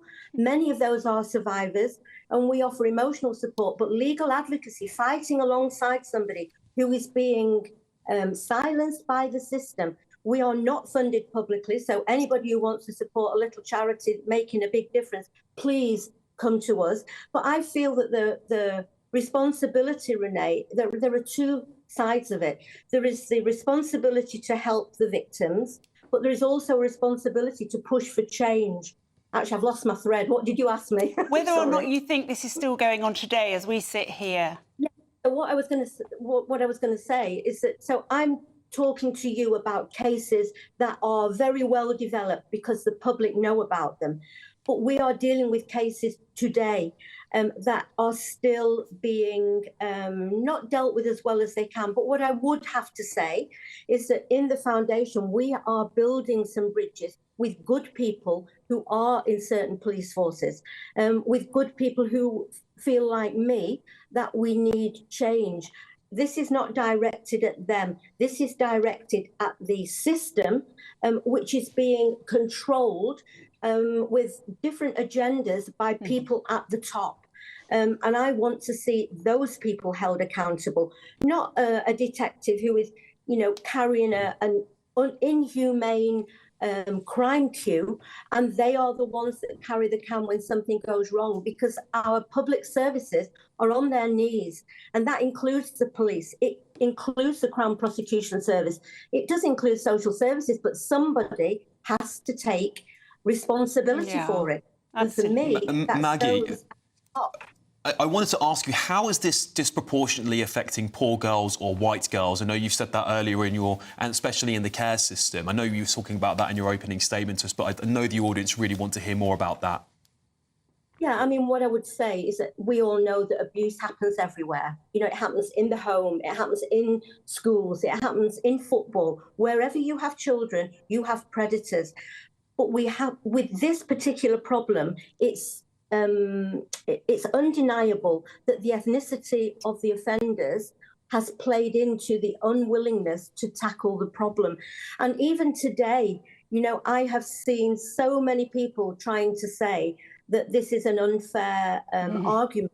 It isn't unfair. It's true. It's factual. And yet the statistics that are gathered by the authorities don't gather ethnicity. They don't gather... On that point, Maggie, is that a Labour-specific thing? Because we know, obviously, many Labour councils covered up. No, the authorities just do not gather those facts. And, my belief is that the reason they don't gather those facts is because they know full well what those figures will show. And so it's another way of muddying the waters. But it's my duty to say that what I see in the many cases that I have been involved in of this particular kind of child abuse is that the vast majority of those abusers in those grooming gangs, rape gangs, whatever you want to call them, are predominantly Pakistani Muslim men, but they are almost all exclusively of a Muslim background. Yeah. And that's because they believe that a child who is not within their religion, who is very young, is really fair game for them because they're not in the same religion. And we need to get a grip of this. Maggie, I wanted to bring in Adam. He had a question for you as well, but it was quite quick because we've only got a minute left. Hi, Maggie. You're a true hero, and I want to thank you for all the work you do, and I hope Elon Musk shines a light on your campaigning too. Maggie, there are different estimates of the amount of victims that could have been affected by this. Some range up to hundreds of thousands of young girls. Do you think that's true? I mean, obviously, I'm speculating, but when I look at the number of cases that I personally have been involved in and know about, and I know that this goes back perhaps 30 years or even 40 years, Anne Cryer was shouting out about this in the late 70s, I would say that that is a fair estimate of what's happening. And it hasn't gone away. I do think we've got more public awareness now. I do think that police forces now are having to deal with these cases, but I still believe we have a long way to go in tackling it properly. And some of that is down to resources, but a lot of it is down to prioritising these cases, putting the resources in that are needed, and chief constables and senior prosecutors and social workers saying to government, we need more money. They find the money to send to wherever, Ukraine or all over the world. We are struggling in our country. Our public services are on their knees. And in this particular kind of crime, we have children's lives being destroyed for decades. They come to the foundation to try to recover because there's no help there for them, no victim care, no counselling, nothing. They are thrown on a scrap heap and just left to their own devices to recover. And that is criminal on every single level. And I will say that until there is no more breath in my body because it's the truth. Maggie, I want to thank you so much for coming on tonight. A lot of our viewers are saying you deserve a damehood. I couldn't agree more with them. You really do. You're someone we would love to have in the House of Lords and be rewarded for the hard work you do. Thank you for joining us tonight, Maggie. Home Secretary Yvette Cooper has said this evening that Jess Phillips has dedicated her career to tackling sexual violence and abuse and to being a voice for victims and survivors of the most terrible crimes, including child sexual abuse. From setting up the first ever child sexual exploitation service in the Black Country and supporting survivors in Telford, Jess has been a fearless and formidable advocate for victims and survivors. She has worked with whistleblowers and campaigned tirelessly for justice and for those badly let down by endemic institutional failure. As a Home Office Minister, she has put the experience of grooming and trafficking victims at the heart of our work on modern slavery and launched a national scheme to make sure staff and local police work together to spot when hotels are being used as a spite of child sexual exploitation. Sorry, that's quite a mouthful. Christ, what a topic, eh? What a topic. Maggie is absolutely fantastic. Yeah. Anyway, still to come tonight, we'll expose Meghan Markle's latest shameless example of grifting over in the States. Plus, are Gen Z and social media to blame for the shortage of Guinness across the world? But next, Peter Barnes goes up against Adam Brooks, asking, should Nigel Farage be the next Prime Minister? You're with the Saturday 5 live on GB News. Don't go anywhere. I'm Christopher Hope. This is GB News, Britain's election channel. This is GB News, Britain's news channel. Now we're joined now by Sophia Viraji, the co-founder of the Azealia Foundation, which was created due to the tragic passing of her 8-month-old daughter to leukemia. The foundation is doing some incredible work for children's cancer. Yeah, some really incredible stuff. They've just launched a PhD even where they're funding young doctors to specialise in childhood cancer as, get this, I wasn't aware of this, it's one of the most underfunded areas in the NHS. So not many sectors choose to go down that route, unfortunately. The charity, the foundation, have donated over £1 million worth of equipment to hospitals as well, and we're delighted to welcome Sophia. You've turned a tragedy and grief into triumph, I guess, and something so inspiring. Just tell us about that. Do you recognise that in yourself and the work you're doing? Yeah, I'm here to always honour my daughter and to always continue her name, her legacy, and to support all of these other children fighting against childhood cancer. It was all over social media. I mean, you were, at one point, probably one of the most famous families in this country because of Azalea and Azalea's fight. When you look back now at that time, does it give you comfort that you had so many people behind you? Absolutely. The community that we have got, the humanity that we've seen in the UK and all around the world, in fact, has really touched my heart, and that kindness, love and support has always been the backbone of carrying me through this, to give me hope, to give me belief, and it still inspires me and encourages me till today to continue to do that, to show that light, to show that courage and bravery. GB News, the People's Channel. Hi there, I'm Michelle Dewberry, and I'm going to take a second to tell you all about my show, Dubes & Co. We start off with the issues of the day. We then bring in both sides of the arguments. We get rid of the disrespect, and then you throw me into the mix. And trust me, I'll tell it exactly how it is. And then, of course, the magic ingredient, you at home. We mix it all together, and what have we got? In my opinion, the best debate show in town. Monday to Friday, 6 till 7 on GB News, Britain's news channel.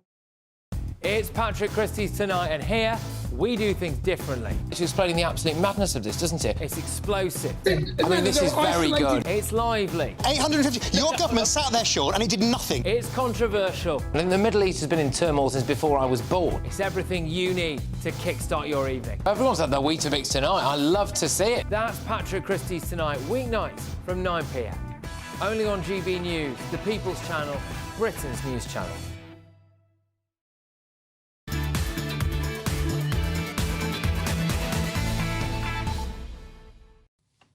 Welcome back to the Saturday 5. As always, thank you for all your emails about tonight's topics. Andrew's emailed in to say to get Maggie in charge of the police. I love that. I couldn't agree more. And again, more people demanding Maggie getting a damehood. Yes, I think she really deserves it.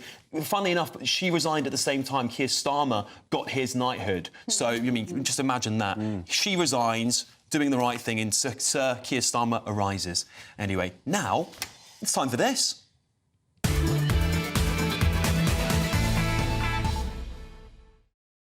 Now it's time for tonight's main event, as all the bookies have Nigel Farage as favourite to be our next PM, after Keir Starmer, that is. And Reform UK is overtaking the Conservative Party's membership with over 170,000 members. Blimey.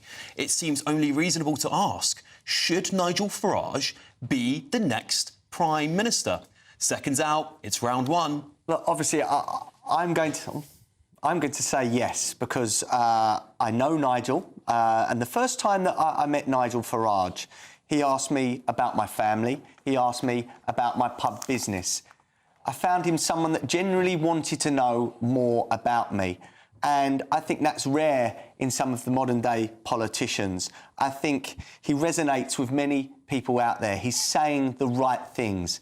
Labour and Conservatives have had decades of power, and they have lied to us. They have made so many promises and let us down, especially on things like immigration. So I see Nigel Farage as change, as reforming the political system in this country. Now, I run a pub and I speak to many of my customers. They might be builders, they might be doctors or city high flyers. And all I am hearing right now is reform, reform, reform.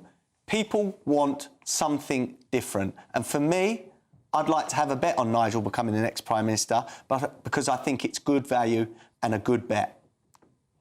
Well, that's all very nice, but people talking reform, but my point is, as a pragmatist, because I'm a real Conservative, he isn't doing anything. He's not actually winning. If we look at the local council results, this reform won 7 seats out of 150 since the general election. I look at whether he's an actual winner, and the answer is he's not at the moment. Don't get me wrong, they are running gangbusters. This is very impressive membership. They're getting in the headlines, but they're not translating that into victories. The thing I find more concerning with Nigel Nigel is how long before he gets bored.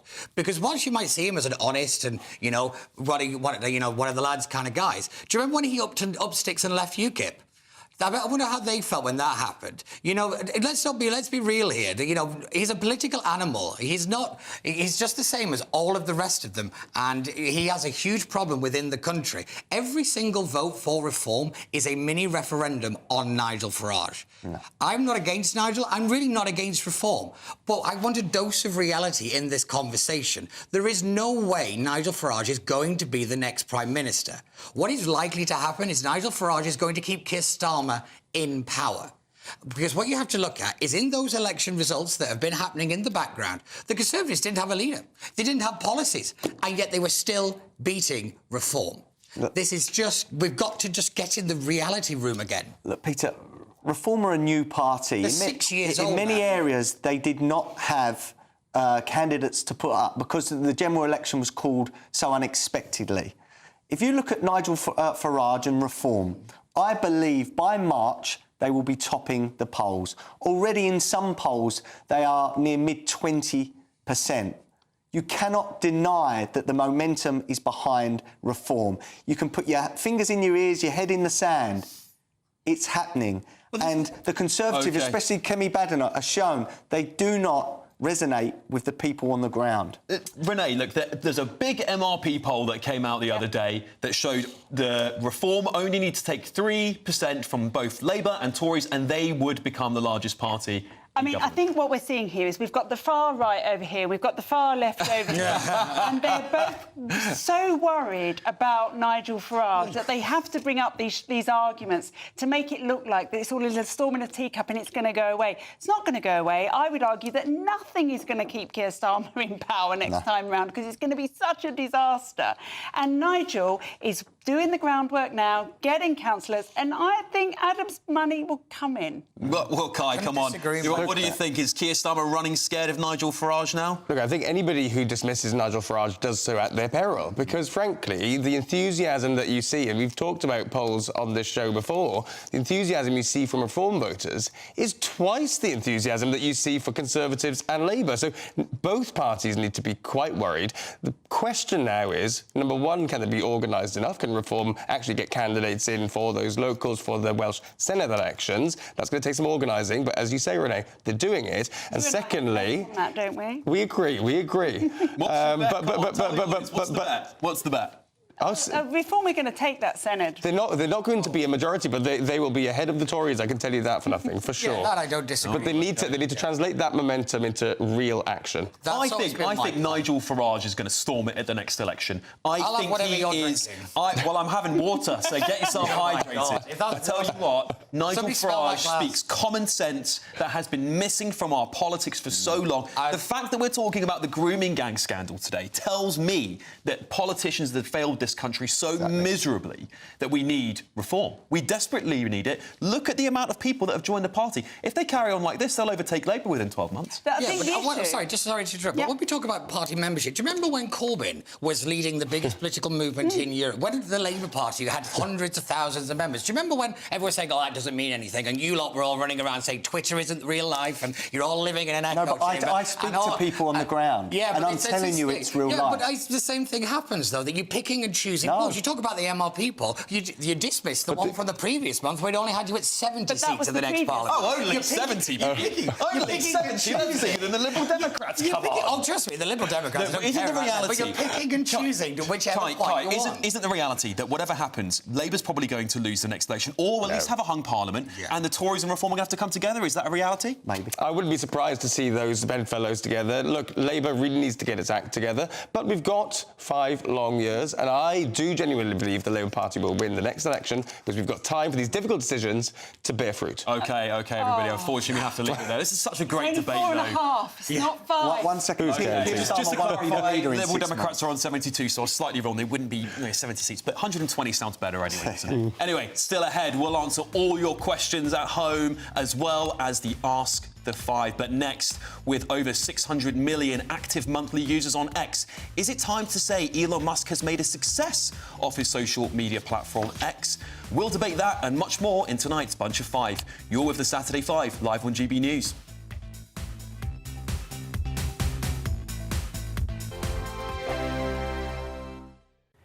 Hello there, welcome to your latest GB News weather forecast from the Met Office.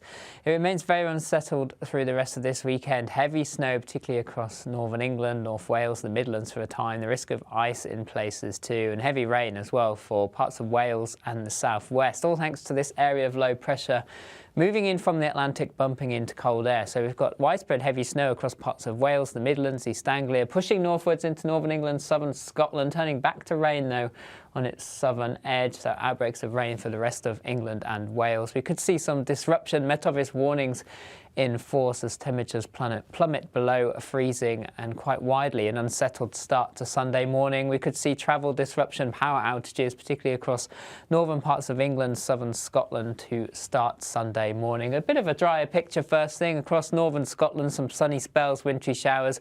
Icy stretches though as temperatures are well below freezing. Icy stretches for Northern Ireland too, and then disruptive snow as we push into northern England. So do take care if you are travelling first thing. And across the rest of England and Wales, a wet start. Outbreaks of rain here, turning quite windy as well. And little change through the day really. We continue to see outbreaks of snow, particularly across northern England, southern and eastern Scotland. A wintry mix across Northern Ireland. Sunny spells and wintry showers for northern Scotland as well. A little brighter across central southern parts of England after some early heavy rain, and temperatures here mild, 12 to 14 Celsius, but cold under the snow and ice. An icy start to Monday as well, as weather systems slowly start to pull away, but a wintry feel for everyone through the day with sunny spells and wintry showers, particularly across the north of the UK, drier further south and east. And it stays cold through much of next week as well, but turning drier and brighter later on. See you soon.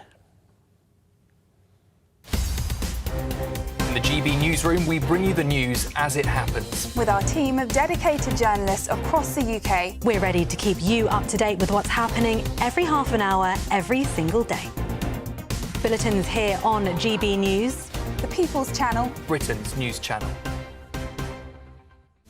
This is Britain's Newsroom, where your voice matters. It's just astonishing. With expert analysis and honest opinion, we don't just keep you informed. We bring you unique perspectives you won't see anywhere else. Can't argue with any of that. When the news happens, it happens here. On Britain's Newsroom, weekdays from 9:30 a.m. Only on GB News. I'm Christopher Hope. From pop star to politicians, I'll interview anybody in a pub who's got a political opinion. Join me every Friday on Spotify, Apple Podcasts, YouTube or gbnews.com, or wherever you get your podcasts. This is GB News, the People's Channel.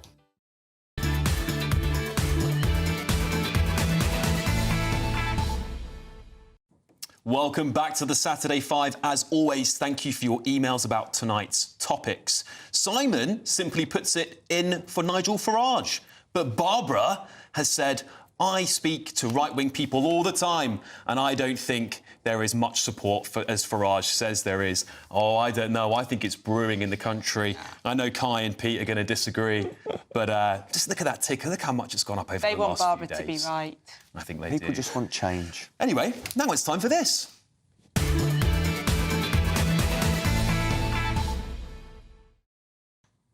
Okie dokie, we've got some good stories lined up for you here. Peter, what have you got for us? So I've got the Labour wraps the UK in red tape with an explosion of quangos. Interesting. So they can have... How many quangos is it? So they basically... 67? So we've got 67 reviews, 25 task forces and 13 different advisory councils. This has worked out that it's one quango per week since they came into power. And yet they cannot have a... Go on, let's say in unison. But they cannot have a national inquiry into grooming. What really gets me is they do all this work, all this impact policy, and then if you look at the winter fuel allowance, they don't even listen to the reports after it because they just ignore it and go ahead with it anyway. Okay. What this is it's just double the work to expand the bureaucracy, expand the public sector, and just, you know, busybody work for civil servants that want to work from home. OK, Renee, what have you got for us? With my money. OK, Yes. So anybody who's really into classy, authentic home programmes, the new Meghan Markle series is out. The grifter from Montecito has really excelled herself this time. I think we've got... You are, aren't you? Look, no, I actually watched one of the Archie Well-produced Netflix shows over Christmas, and it was pretty diabolical. Tried to make polo appealing to a mass audience. Not going to fly for me, I'm afraid. Adam, I can't stand anything to do with Meghan Markle, so I won't even comment. I've spent far too much time talking about that woman, and I just don't care anymore. I'm over her. Do you think the British public are over them? Yeah, I really do. I think that they just look so desperate now, and I think once you get that whiff of desperation, the public is just like, just wander off the stage, your time is done, and disappear. Well, quite. Anyway, moving on. What have I got for you guys this week? Well, it's a bit of a strange story, but pensioners are gaming the system.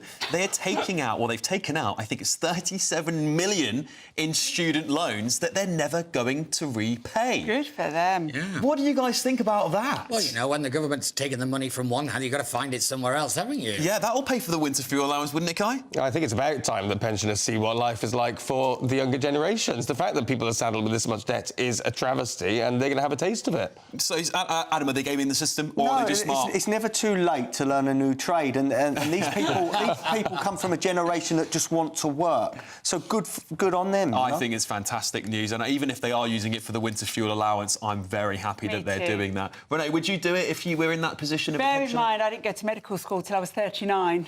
I thought you was only 39 She's a now. doctor, everybody. She's a doctor. Just a reminder, you're going to get your prescription off of her. All right, Adam, what have we got? A Channel 4 article is asking if this is the end for Elon Musk's X. Now, the mainstream media are so petrified about platforms like X now and us getting our news from that platform that they're trying to discredit it and they're trying to play it down. We are the media now. That is the message. I think everybody has a chance to be a journalist these days with X. Obviously, Elon Musk has done a phenomenal job. It's growing in numbers, I believe, actually. It's all-time high usage at the moment. Number one on the news page on Apple App Stores across the world. Is fundamentally social media changing news? Yes, of course it is, because nobody trusts MSM anymore. And I think COVID really cemented that people felt so bombarded and so brainwashed and so lied to that they suddenly thought, well, hang on a minute, perhaps these people aren't trustworthy anymore. And we see that. And I think it's brilliant news, but I think you have to be careful, of course, what you're reading and try and obviously make sure it's coming from a reliable source. But yes, it's a good thing that people get the chance to write for themselves and to spread news around that the MSM won't touch. You know, there's somebody who's blown up on Twitter the last few days because they dropped an exclusive story that kick-started this whole rebirthing of the grooming gang scandal being revealed in the public, and that's Charlie Peters. He's done incredible work. I think Elon Musk has retweeted him, many others. I think the guy is doing God's work. I just want to give him a shout-out. Yeah, but, Kai, how do you feel about... GB News reporter, by the way, Charlie Peters. How do you feel about Elon Musk getting involved in British politics? I'm assuming you're dead against it. It's not beyond the wit of man to see that having peed off the hard right in the US, Elon Musk is trying to distract from that by getting involved in German politics, in UK politics.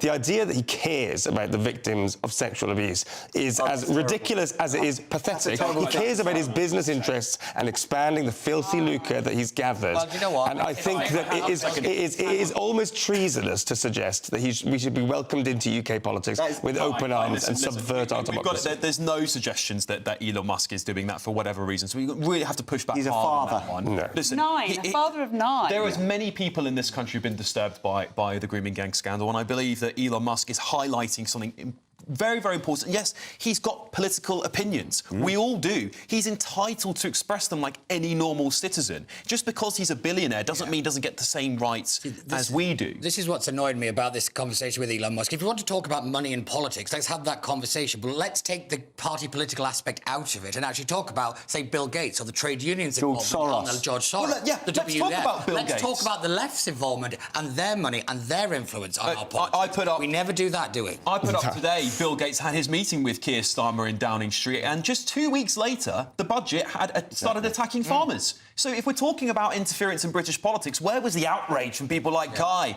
when Bill Gates was off peddling with our politics? I'm going to just move on. Sorry, Renee, but we've got to move on to the next story. Talk to the devil. We have to end up with something lighter, don't we? Were you out of stout this Christmas?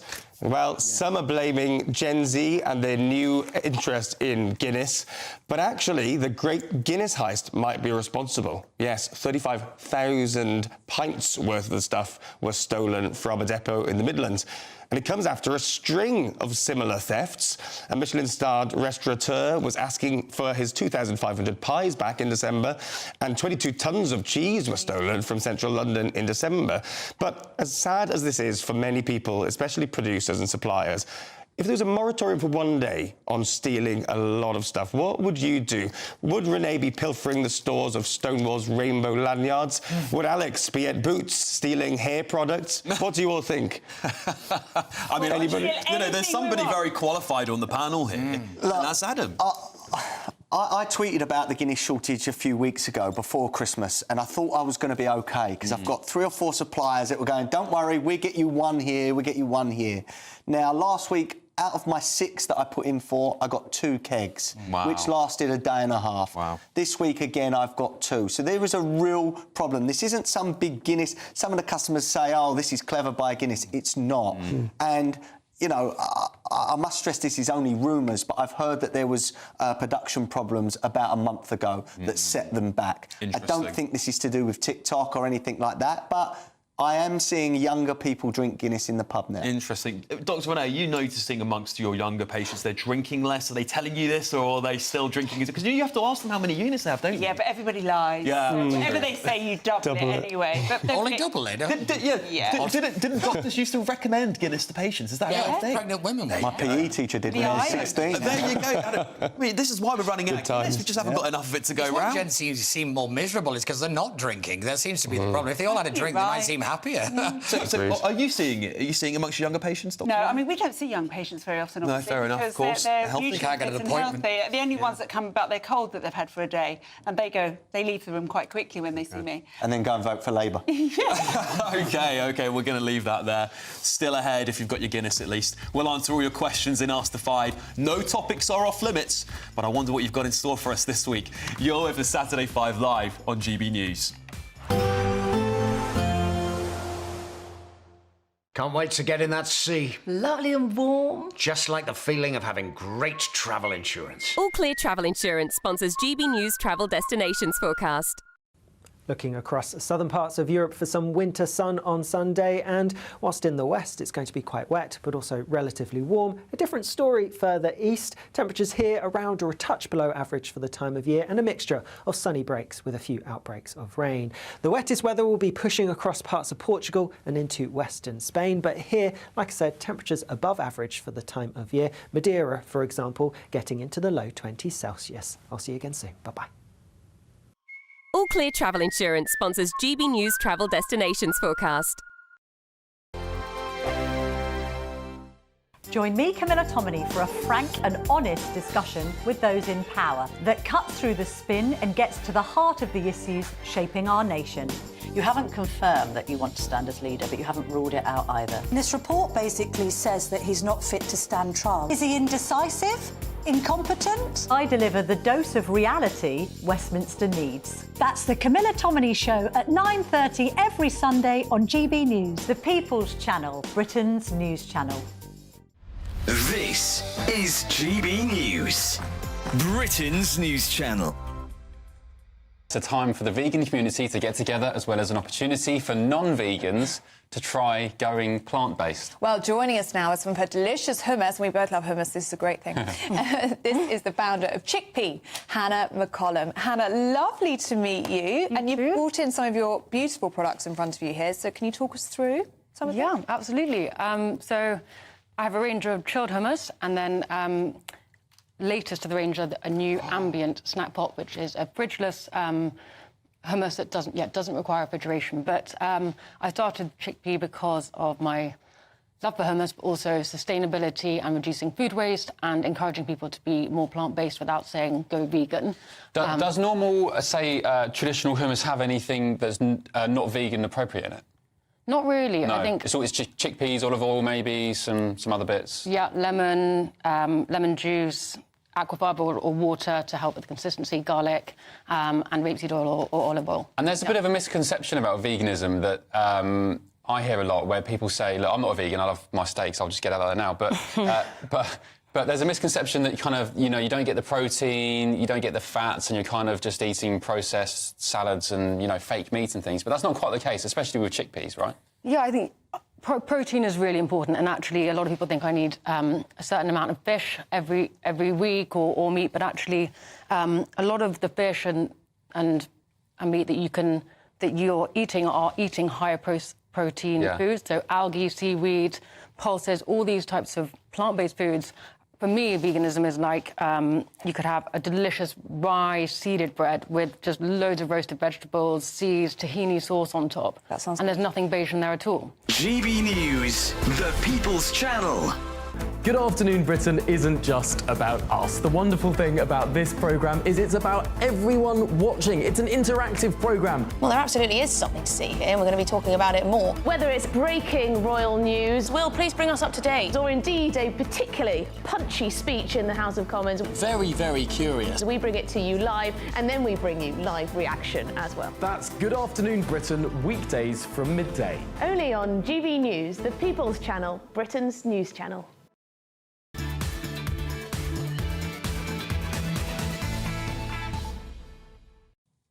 Welcome back to the Saturday 5. As always, thank you for all of your lovely emails and messages about tonight's topics.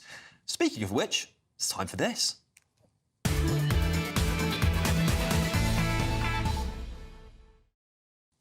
OK, let's see what you have got for us this week.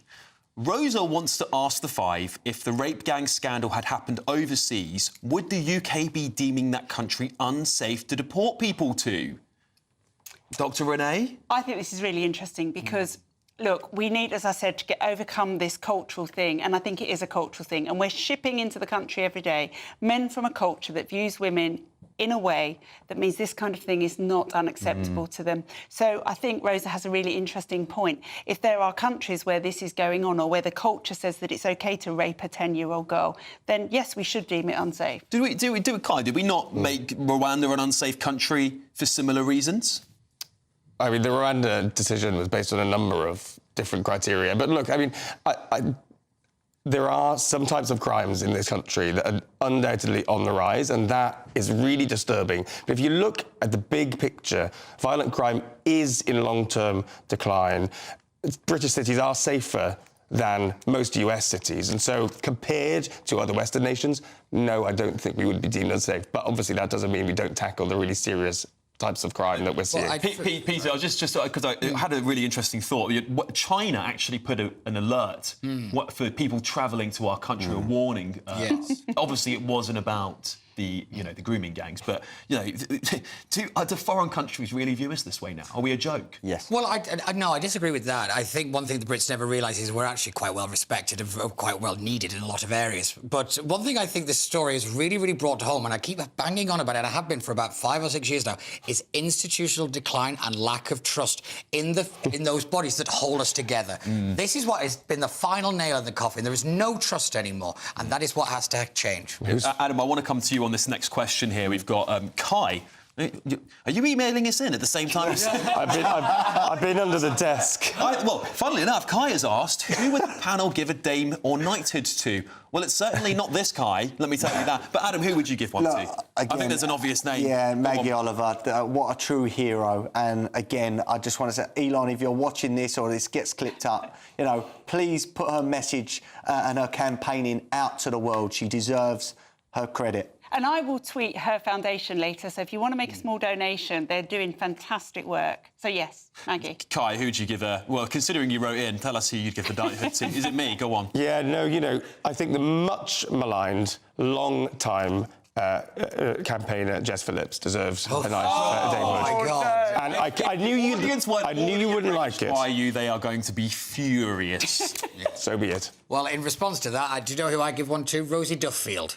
Absolutely. Was bullied out of the Labour Party for standing up for And let's get JK rolling one while we're at it, shall we? Next question. So JJ has emailed in to ask, what gives you the ick? Do you know what the ick is, Adam? Have you heard of the ick? No, I'm not really. What is the Down difference? with the kids? Do you know what ick is? Oh, someone explain it to us. Go on, Peter. It's that thing that makes you go, oh, no, not that. Yeah, it's something that puts you off Can somebody. I start? Please do. Keir Starmer and the Labour Party, that gives me the ick. Does it have to be a person? I think it could be anything. literally be anything. So for me, this is going to sound really weird. It's milk, but not. I drink milk all day long. Milk gives you the ick. But if somebody says to me, "Can you smell that milk to make sure it's okay?" Oh my God, that could actually make me The answer to that sick. question is always no, but the one that gives me the ick is people who don't wear the same matching socks. Oh, I think that's weird. Oh, Liberal does it matter? They don't wear socks. They wear burger socks. What about socks with holes in? Socks with holes in or socks with Why are you sandals. seeing the holes? Do you know what gives me the ick? It's when you're in somewhere like Spain. I know we spoke about this last week. I'll probably get in trouble for saying this. But people who go and sit in restaurants with their tops off. Yes. It's like, please just put a T-shirt on. It gives me, it's like, oh. People that walk down the street without tops on. Yeah. Men, okay. I'm talking about.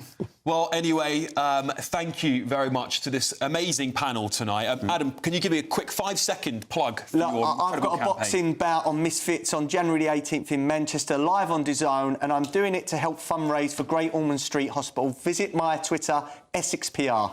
OK, thank you so much, Adam. Next up is the brilliant Leo Kurtz with the Saturday Night Showdown. Thank you for watching. We'll see you again next week.